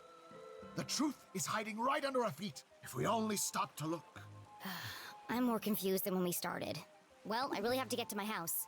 This case won't solve itself. I can drop you off at the bridge. No need. I'm staying here. Some of these rocks have moved. Never trust a crab with a man's job. What? Huh?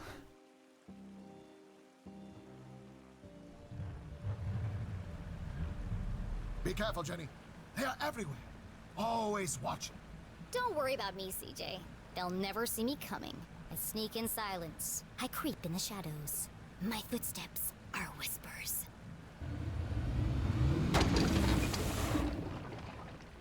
Damn it! I've got this. Don't worry.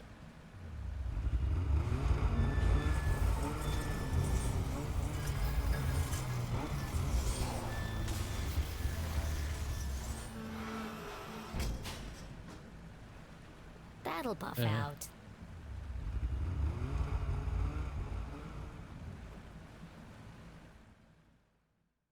Bad. Jenny headed east towards the almost done bridge. I can dock there and make my way through the forgotten forest without anyone seeing me. Sneaky.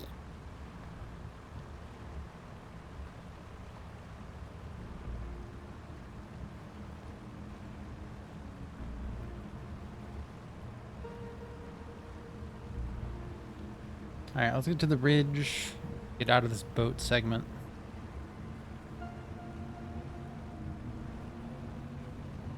I'll probably call it here for now.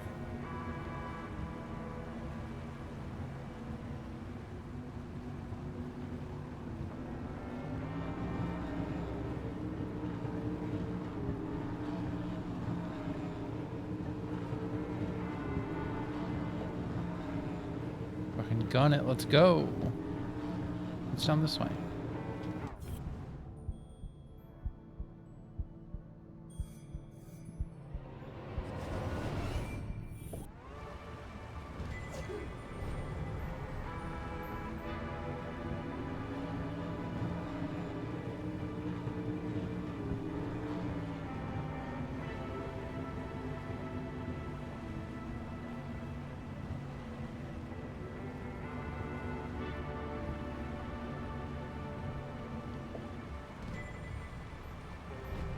Oh, we're going the right way.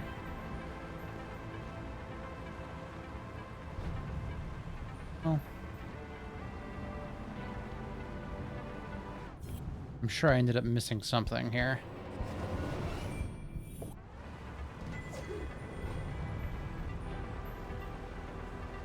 As a matter of fact, let's go back.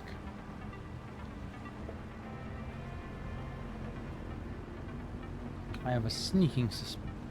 There's a collectible to be found.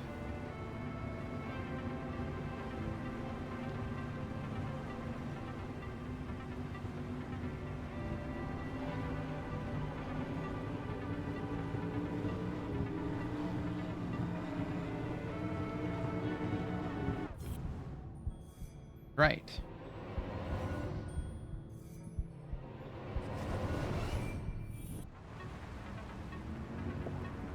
Bingo.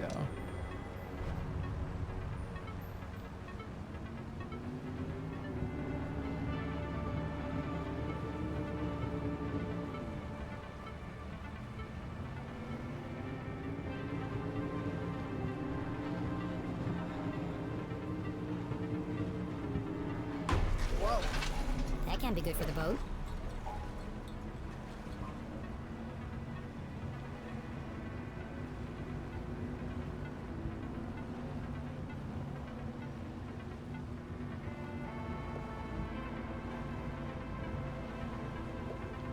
That's the way to my house.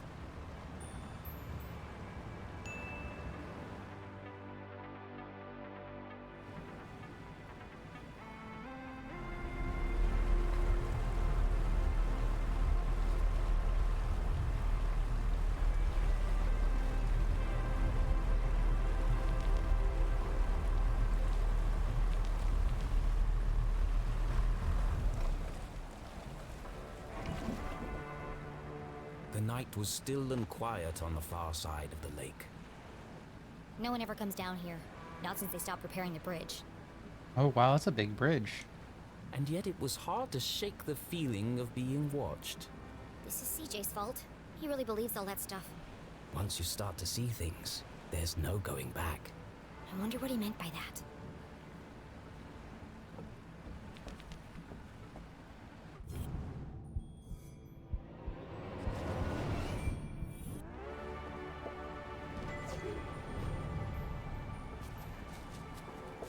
Forgotten Forest Trail. Voted most likely place to be eaten by bears. Arthurton Gazette.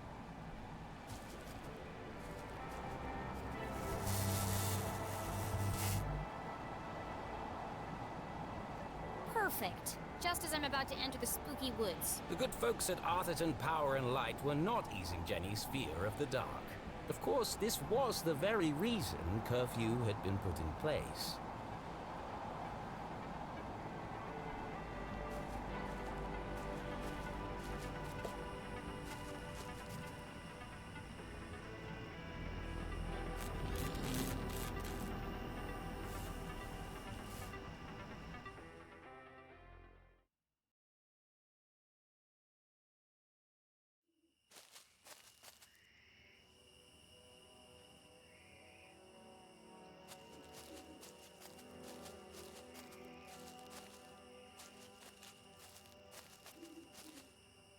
Jenny's imagination ran wild. In the darkness, every sound was a threat. Every shadow, a monster. She was nearly home. Just a little further.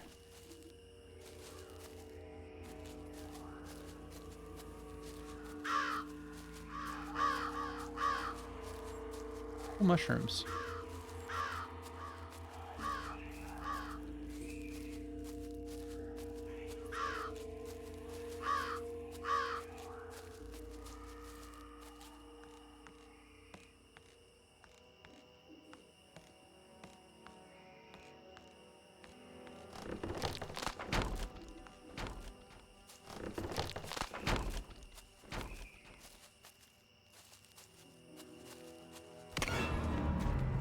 What happened to the bridge?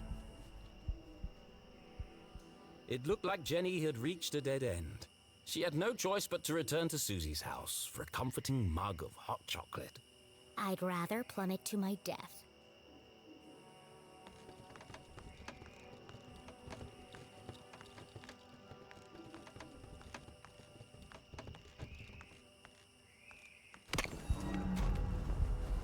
It was a terrifying drop to the rocks below. Surely she wasn't contemplating jumping across. Mom always says a great detective takes calculated risks. So let's do the math.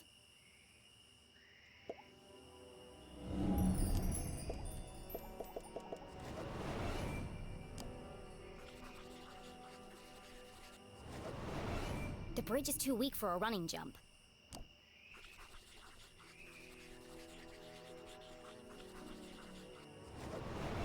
Taking into account the strong tailwind, and factoring in my athletic prowess, or lack thereof, I could make that jump 2 out of 3 times. Not bad odds. Terrible odds. Well, here goes nothing. Uh-oh.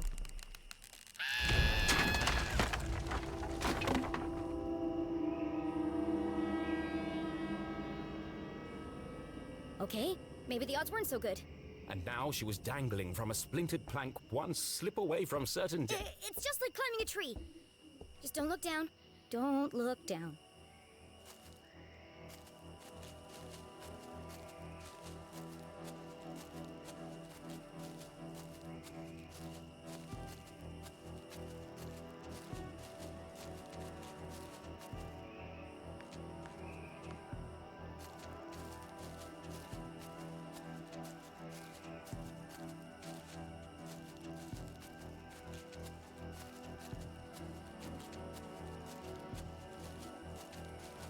This is a really long way down.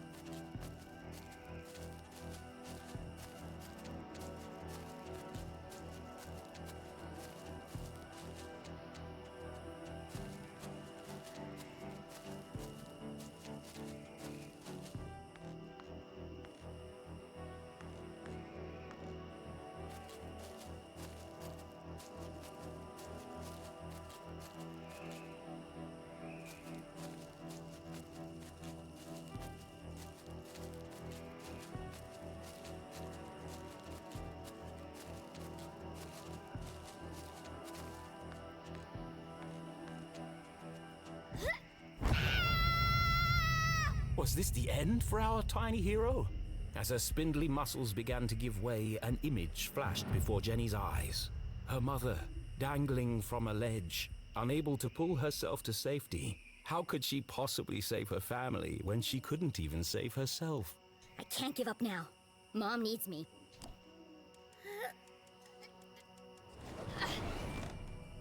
Jenny had barely survived. Was she really prepared for the dangers that lay ahead? It's too late to turn back now.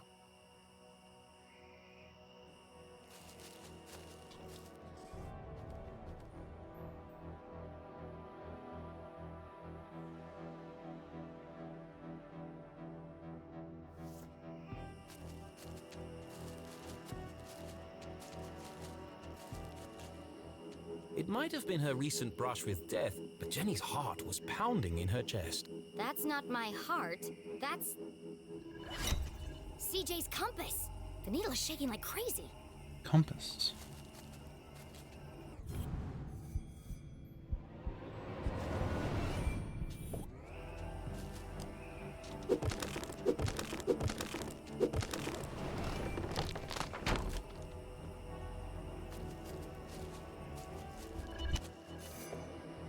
Is this what the compass was pointing to?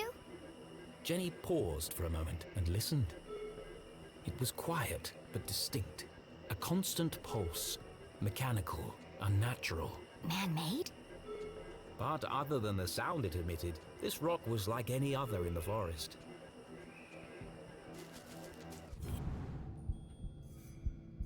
How mysterious. What's this? Another postcard piece.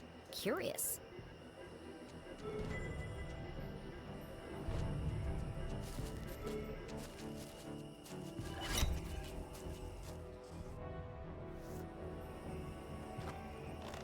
How far am I in this postcard? 5 out of 7? Yeah, that's pretty close already.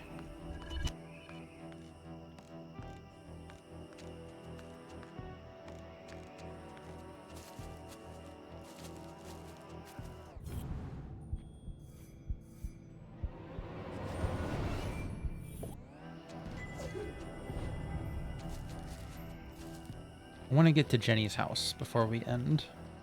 Hopefully that's where we end up. That is the plan.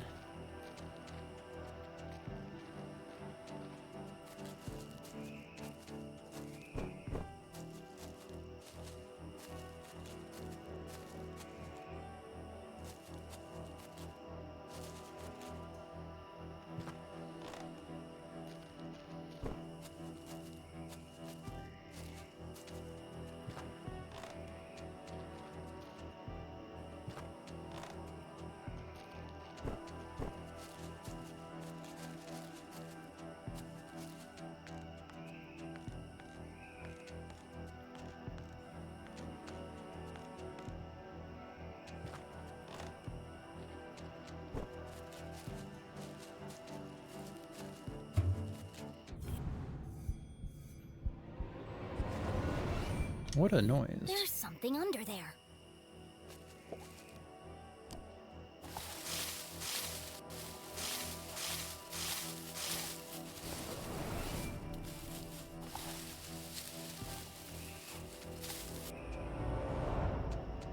Uh-oh.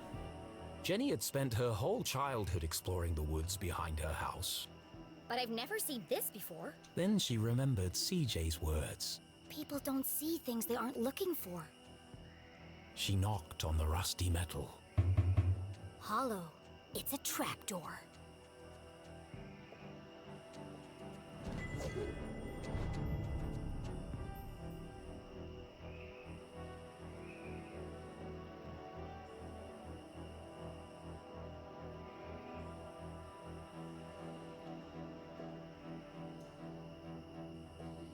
What a strange device. The wires are connected to the door.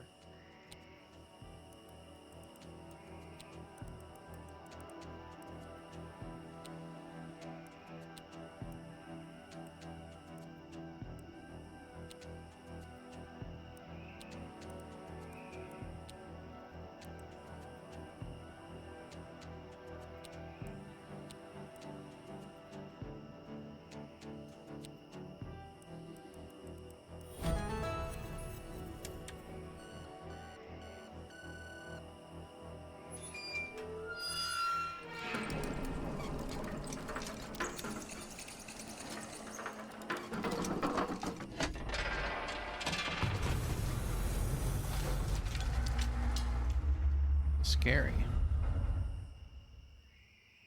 A stale, metallic odor filled the air as Jenny peered into the opening.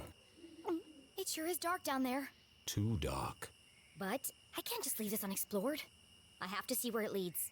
And so Jenny descended blindly into the unknown. In her pajamas, with no light.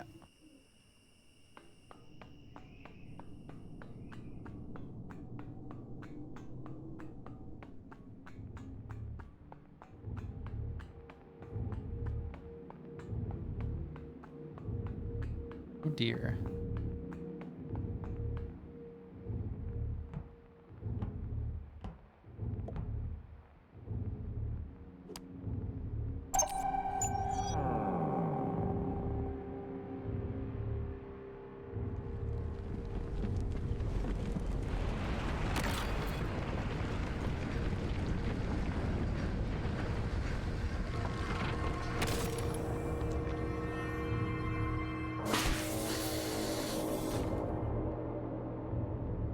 That didn't sound good.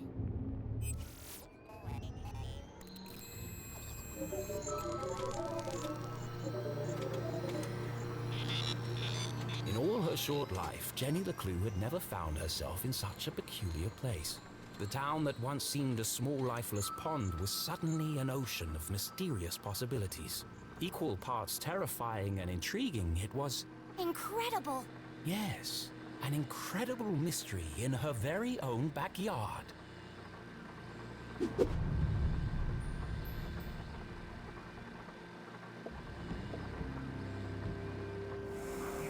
Jenny wiped away a thick layer of dust. Jeez, how long has this been here? Clearly the equipment had laid dormant for a long time, and yet... It's so futuristic. Straight out of those comics Keith is always reading. Starship cadets and the race for space. It feels... Alien. Now I'm starting to sound like CJ. There must be a logical explanation for all this. But its purpose would remain a mystery. Jenny dared not touch its intricate interface. I'll just press all the buttons and see what happens. Oh dear.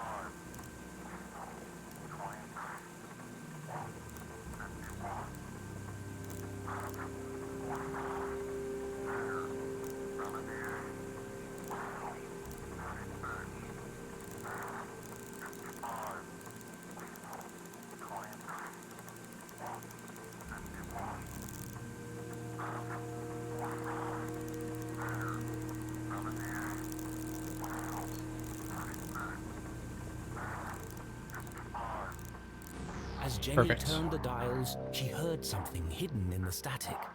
A voice. What does he say?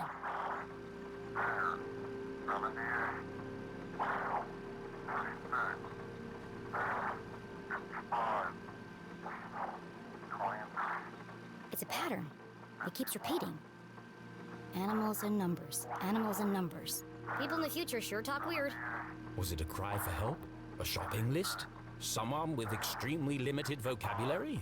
Whatever it is, it must be important. And so she transcribed it in her journal. Looks fancy. And broken.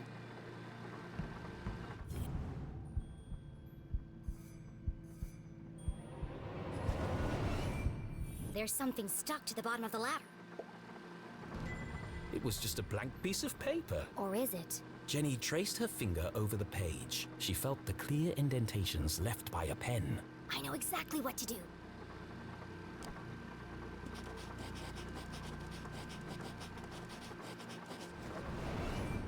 It worked. 1, 2, 3, 4. It was a code of some kind. The world's least secure code. Please enter authorization code to begin. 1, 2, 3, 4. Code accepted. System authorized and armed for activation. Time to blow up the whole town.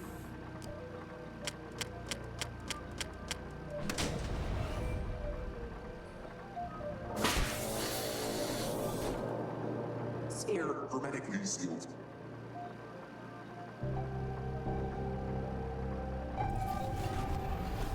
Magnetic transducer coils charging. Rotational phase harmonics stabilized. Commencing experiment 8, module 37.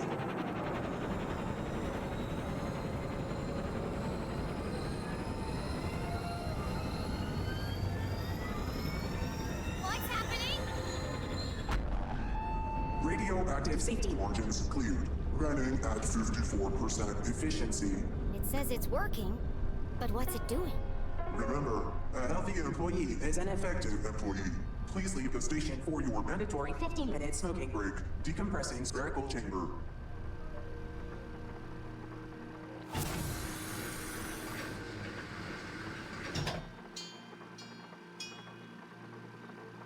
I should get out of here before my skin melts off.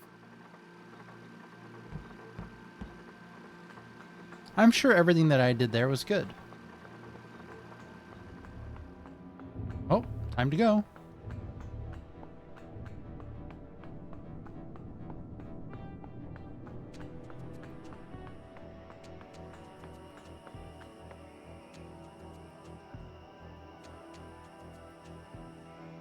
Yep, seems good. Seems normal. Seems the boulders same. Must have weighed a ton each, yet they floated in the air like balloons. CJ said he saw a swarm of UFOs circling the Forgotten Forest. Was Jenny beginning to make sense of CJ's wild ramblings? I'm gonna need a bucket of coffee to unpack all this.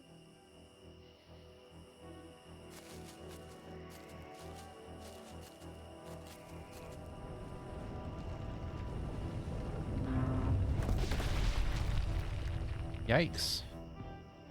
Oh, God.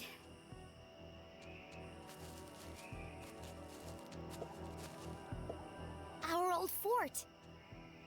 It didn't look like much, but this treehouse had once been Jenny and Keith's favorite hiding spot. I could never climb up there on my own. Keith always had to help me. They schemed and planned and swore never to let anything come between them. Just thinking about him hurt.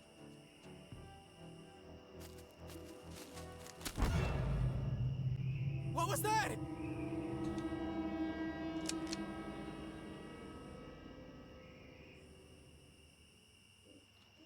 Steven! Steven! Steven! What? Did you hear that? I'm telling you, man. Not this again. Something's out here. Something big. Real big. There's nothing there. But I'm getting some super spooky vibes, man.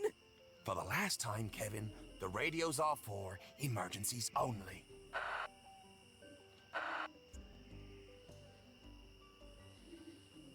That was lucky. I need to be more careful. The house was swarming with police, but she knew this place like the back of her hand.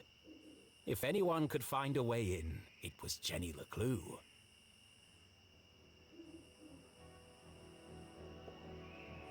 My room. And inside, My detective gear. the window looked a promising point of entry. I could climb the tree up onto the roof. But as Jenny knew, all the windows on the second floor were bolted down. Dad did it after a raccoon got in and trashed the place.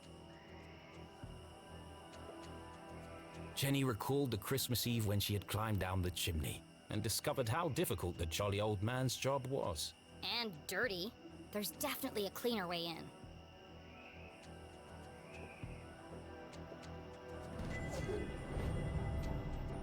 Jenny could try to climb the tree. But I already see an easier way in. That's Mom's room. Her window is bolted down just like the others. Now I think about it, that's a real fire hazard. It's tempting. But Jenny couldn't risk being seen by the police. There's probably a sneakier way in. Ah, all the way down here. The window was ajar. The frame damaged.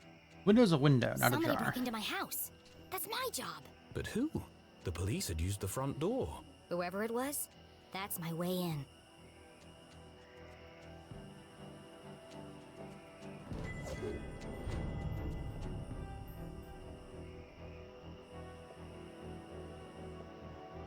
This place is crawling with cops. What could the police have found inside her house? And if they found what they're looking for, why are they still here?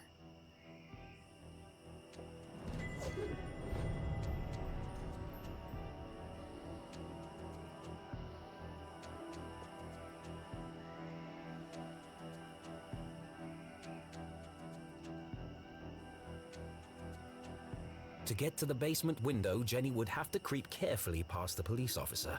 One false move and the game would be up. Oh, to scare the shit out of them.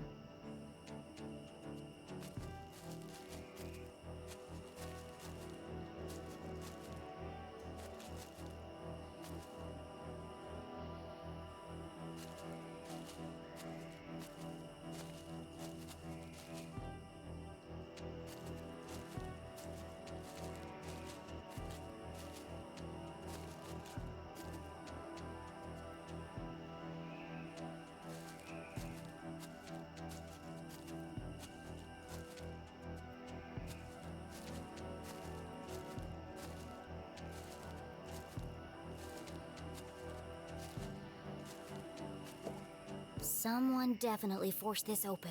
Would Jenny enter the dark basement? Let's go.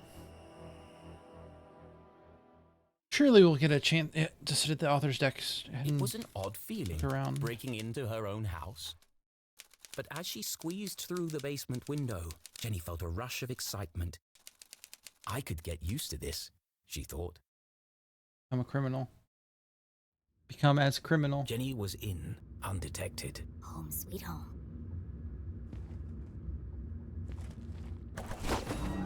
What the heck?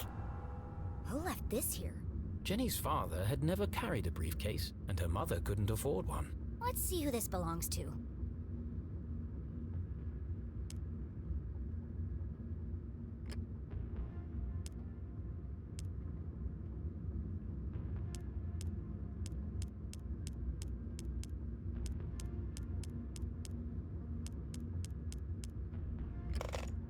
Bingo.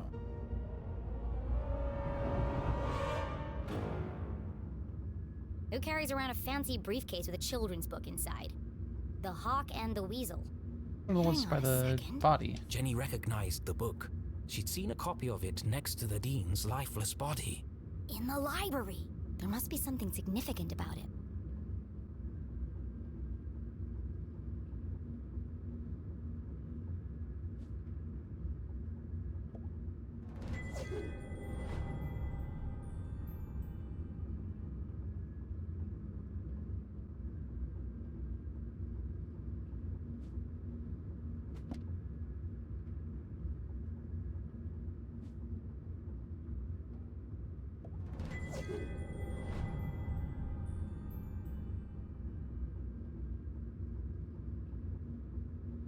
That front page.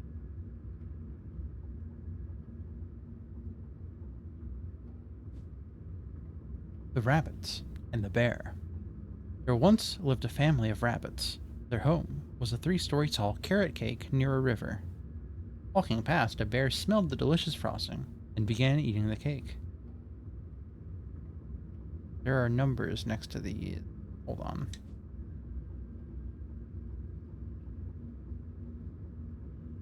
$19.32 7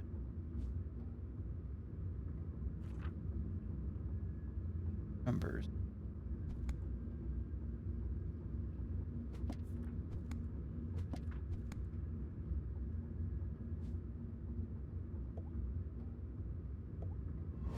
This feels familiar.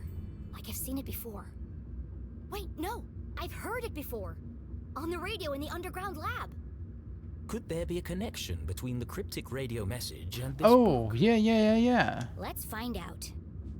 Animal, okay. Yeah. Rabbit 49.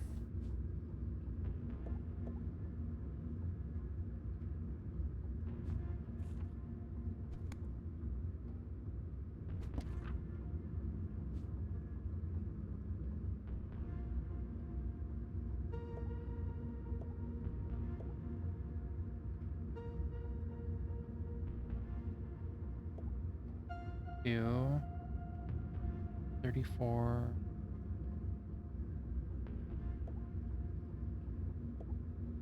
Thanks.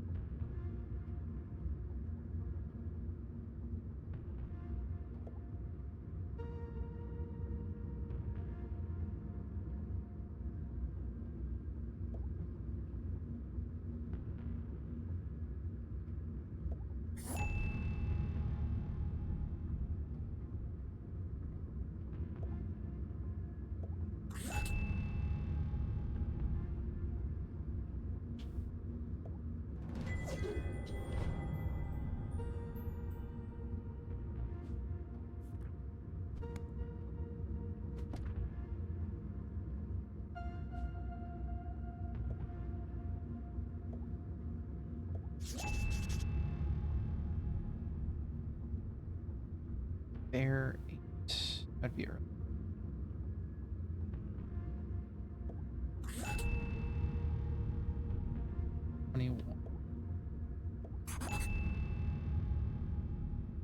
Okay, all the ones on this.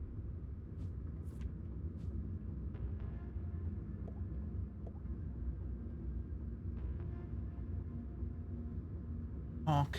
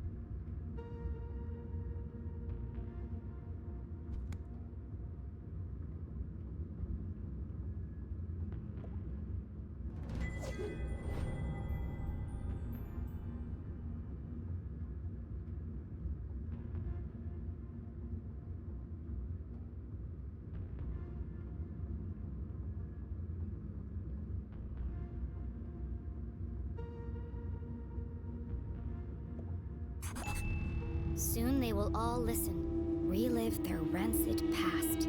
The message read like a threat. But from who? Could it be a message from the Dean's killer? I don't think these are related, or maybe they are extremely related. Let me get this straight. Someone's broadcasting a sinister message in code, which is being picked up on a radio in an abandoned laboratory hidden in the forest. And the secret to decode this message is written in a children's book, which was locked inside a stranger's briefcase in my basement. All of this was true. That doesn't make it any less crazy sounding. But not all mysteries could be solved in an instant. Sometimes questions had to percolate, like a good cup of coffee. Only then would the answers become clear. I guess I'll let it brew for a bit. But right now, I need to get to my room and find my detective gear.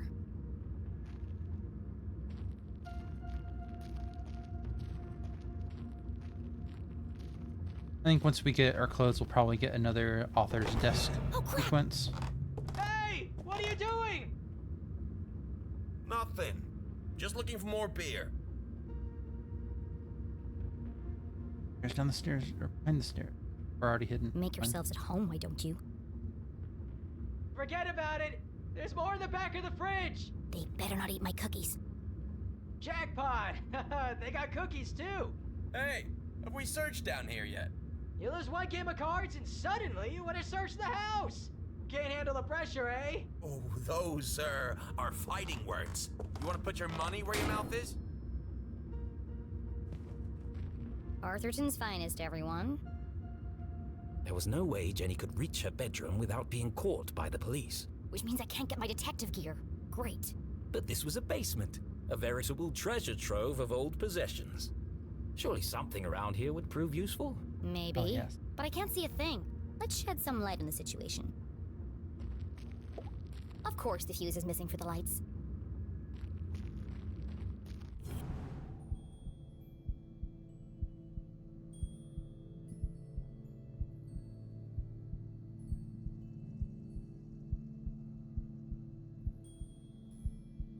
Whence?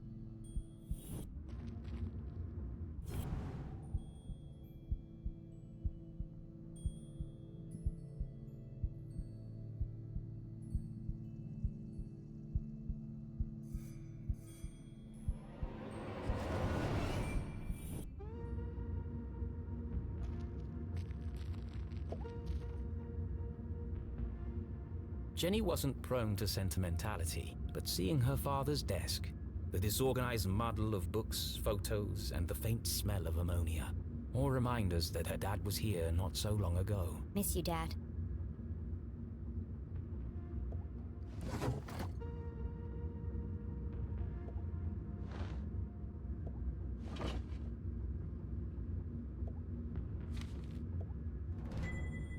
This is from the day of Dad's accident. Mom must have kept it.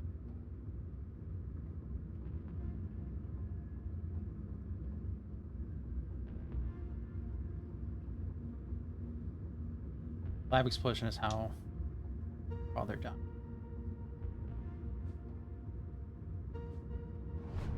The dean called the lab explosion an accident, but everyone in town seemed to blame Dad.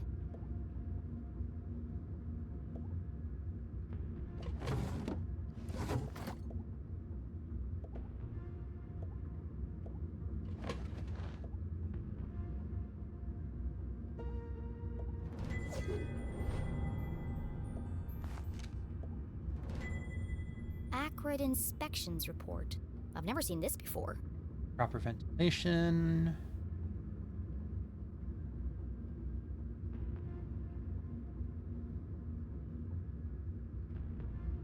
I should have closed. October 5th. That was 1 week before. Her father's accident. The dean signed the report. Someone had circled the signature in red pen. This contradicts the newspaper article which stated my dad made a mistake. Everyone in town blamed him for the accident. But they were all wrong. The lab was unsafe. He shouldn't have been working there. And worst of all, Dean Stroudsbury knew, but he still let my dad work there. Gone. Any rational mind could see it. Strong evidence linking her mum to the dean's death. This doesn't prove anything. But it was a clear motive for murder. Revenge. My mom wouldn't do that. But who else would see it that way? There must be an explanation. I just don't know what it is yet. Gotta take I can't it though. let this fall into the wrong hands. Was Jenny sure this was the right thing to do? It broke every rule in the book. Why would she need to hide evidence if her mom was truly innocent? Mom isn't here to defend herself.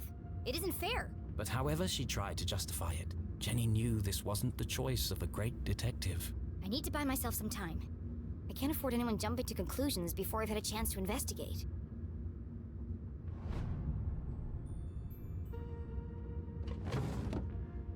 There are things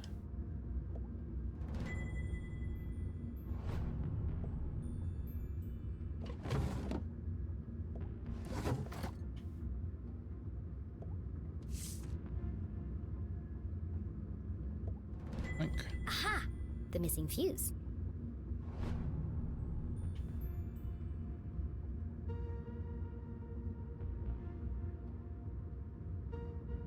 by David Lunch. Seems like maybe they weren't having a great relationship at the time. A field guide to fascinating flora. Written by Weiss, Felding, and Stroudsbury. Did the dean write this book?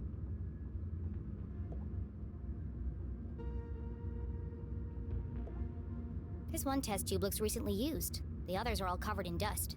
A small puddle of liquid had pooled on the desk. Looks fresh. Still sticky.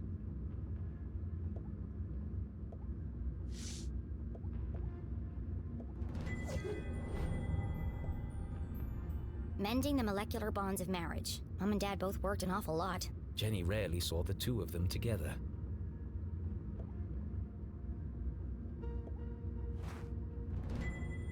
This was years ago. I looked like a kid. One of the rare times that Dad wasn't making a goofy face. He used to say, serious people make serious mistakes. I might, need this later. No reason not to have it. Possible changes after initial phase cycling and post quantum. Spelled wrong, tunneling and fired. Pressure note. Radio frequency spectra. Bold against. No beams or spectrums from which transmit future. Quantum tunneling and adaptive spectral optics. Sounds like a real page turner. Dad was such a nerd.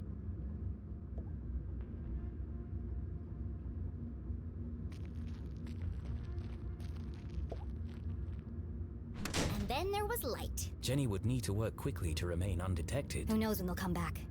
Now, where's the most likely place to find a makeshift detective kit?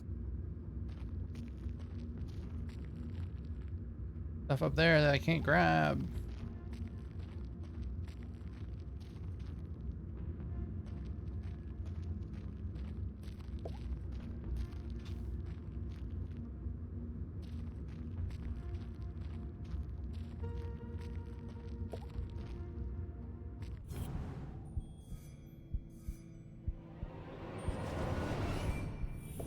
A shaft of light peeked through the boxes. There's more stuff back there. I just need a way through.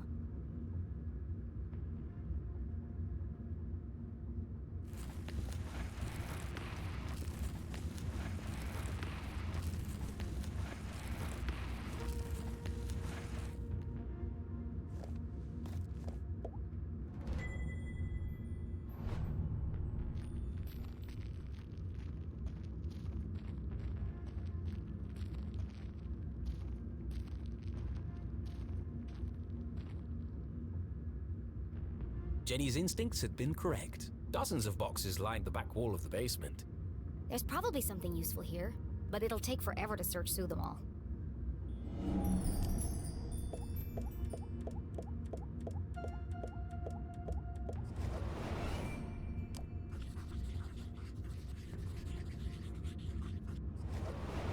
CSI supplies. That must be Mom's old gear.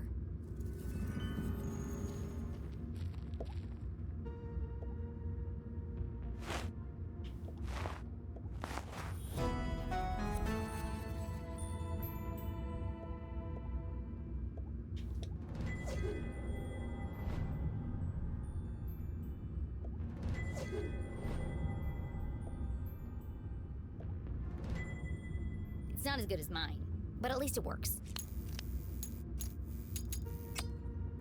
More or less.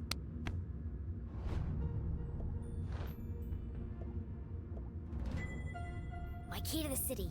An old set of lockpicks. Tucked away at the bottom of the box, something colorful caught Jenny's eye. She pulled it carefully from the container and unfolded it. This must be Mom's old jacket. It smelled of formaldehyde and fingerprint powder. From her CSI days. Oh yeah. And so, she tried it on.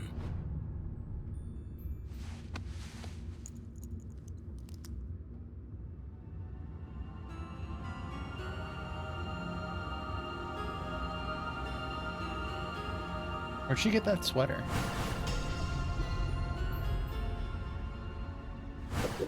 Fits like a glove.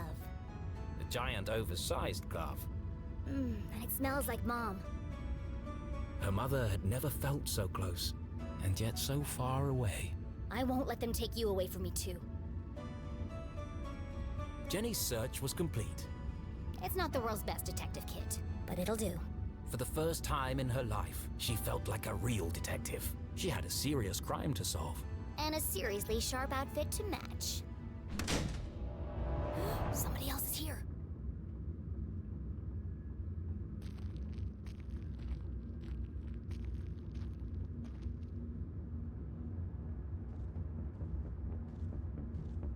You.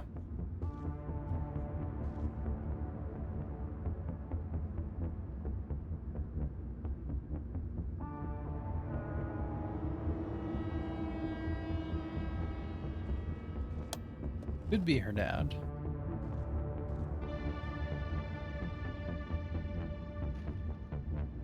That was no cop.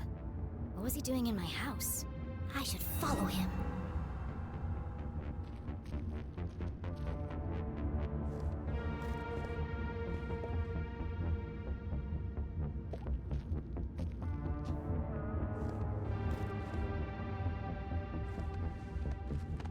Was Jenny ready to follow the mysterious man in black? Surely, at some point, it's going to tell me, all right, here's a major change of game. The man in black. Who was he? Where was he going? There was only one way to find out. Surprised the author hasn't taken. Where are you headed, creepy man in black? Jenny couldn't simply chase the mysterious figure. He's bound to notice me if I follow too closely. I need to get out of his line of sight. Alright, you know, we'll use this as the time to escape. Escape the game. For a hero.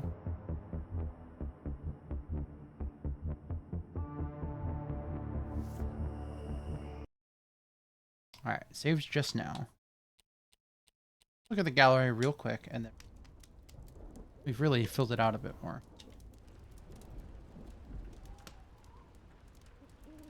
Got Susie. Different outfits for her.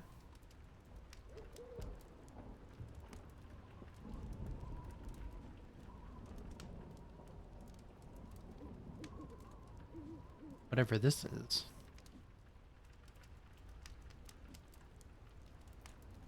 Box.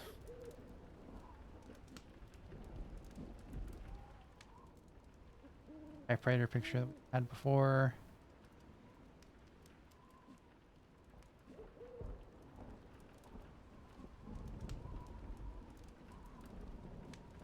Some concept art of Susie's house. Her room and such.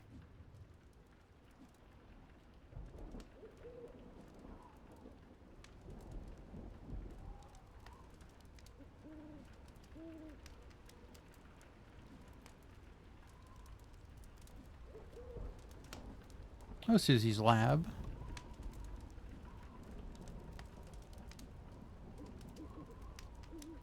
More Susie art.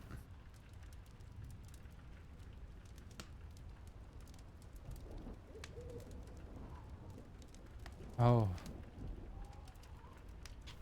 Cool girl Susie option. Extremely good.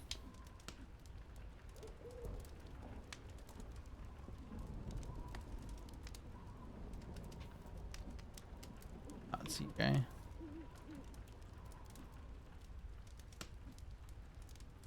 Library.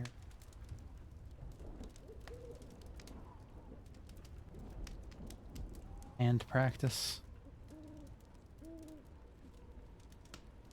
One that I keep opening every time because I forget that we've opened it before.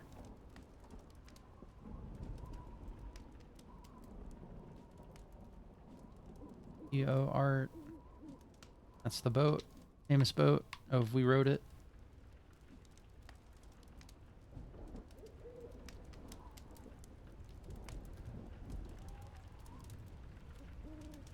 House. That's Susie's house. That's just the house from the power plant.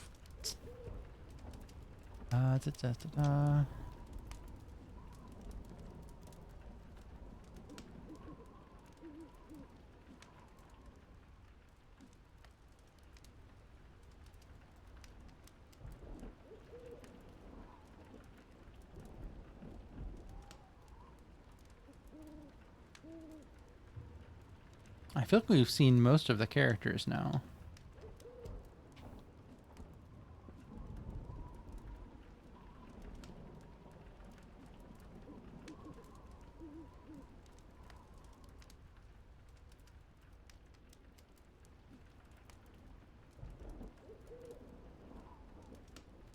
Sonic is here. Surprise. Sonic's here.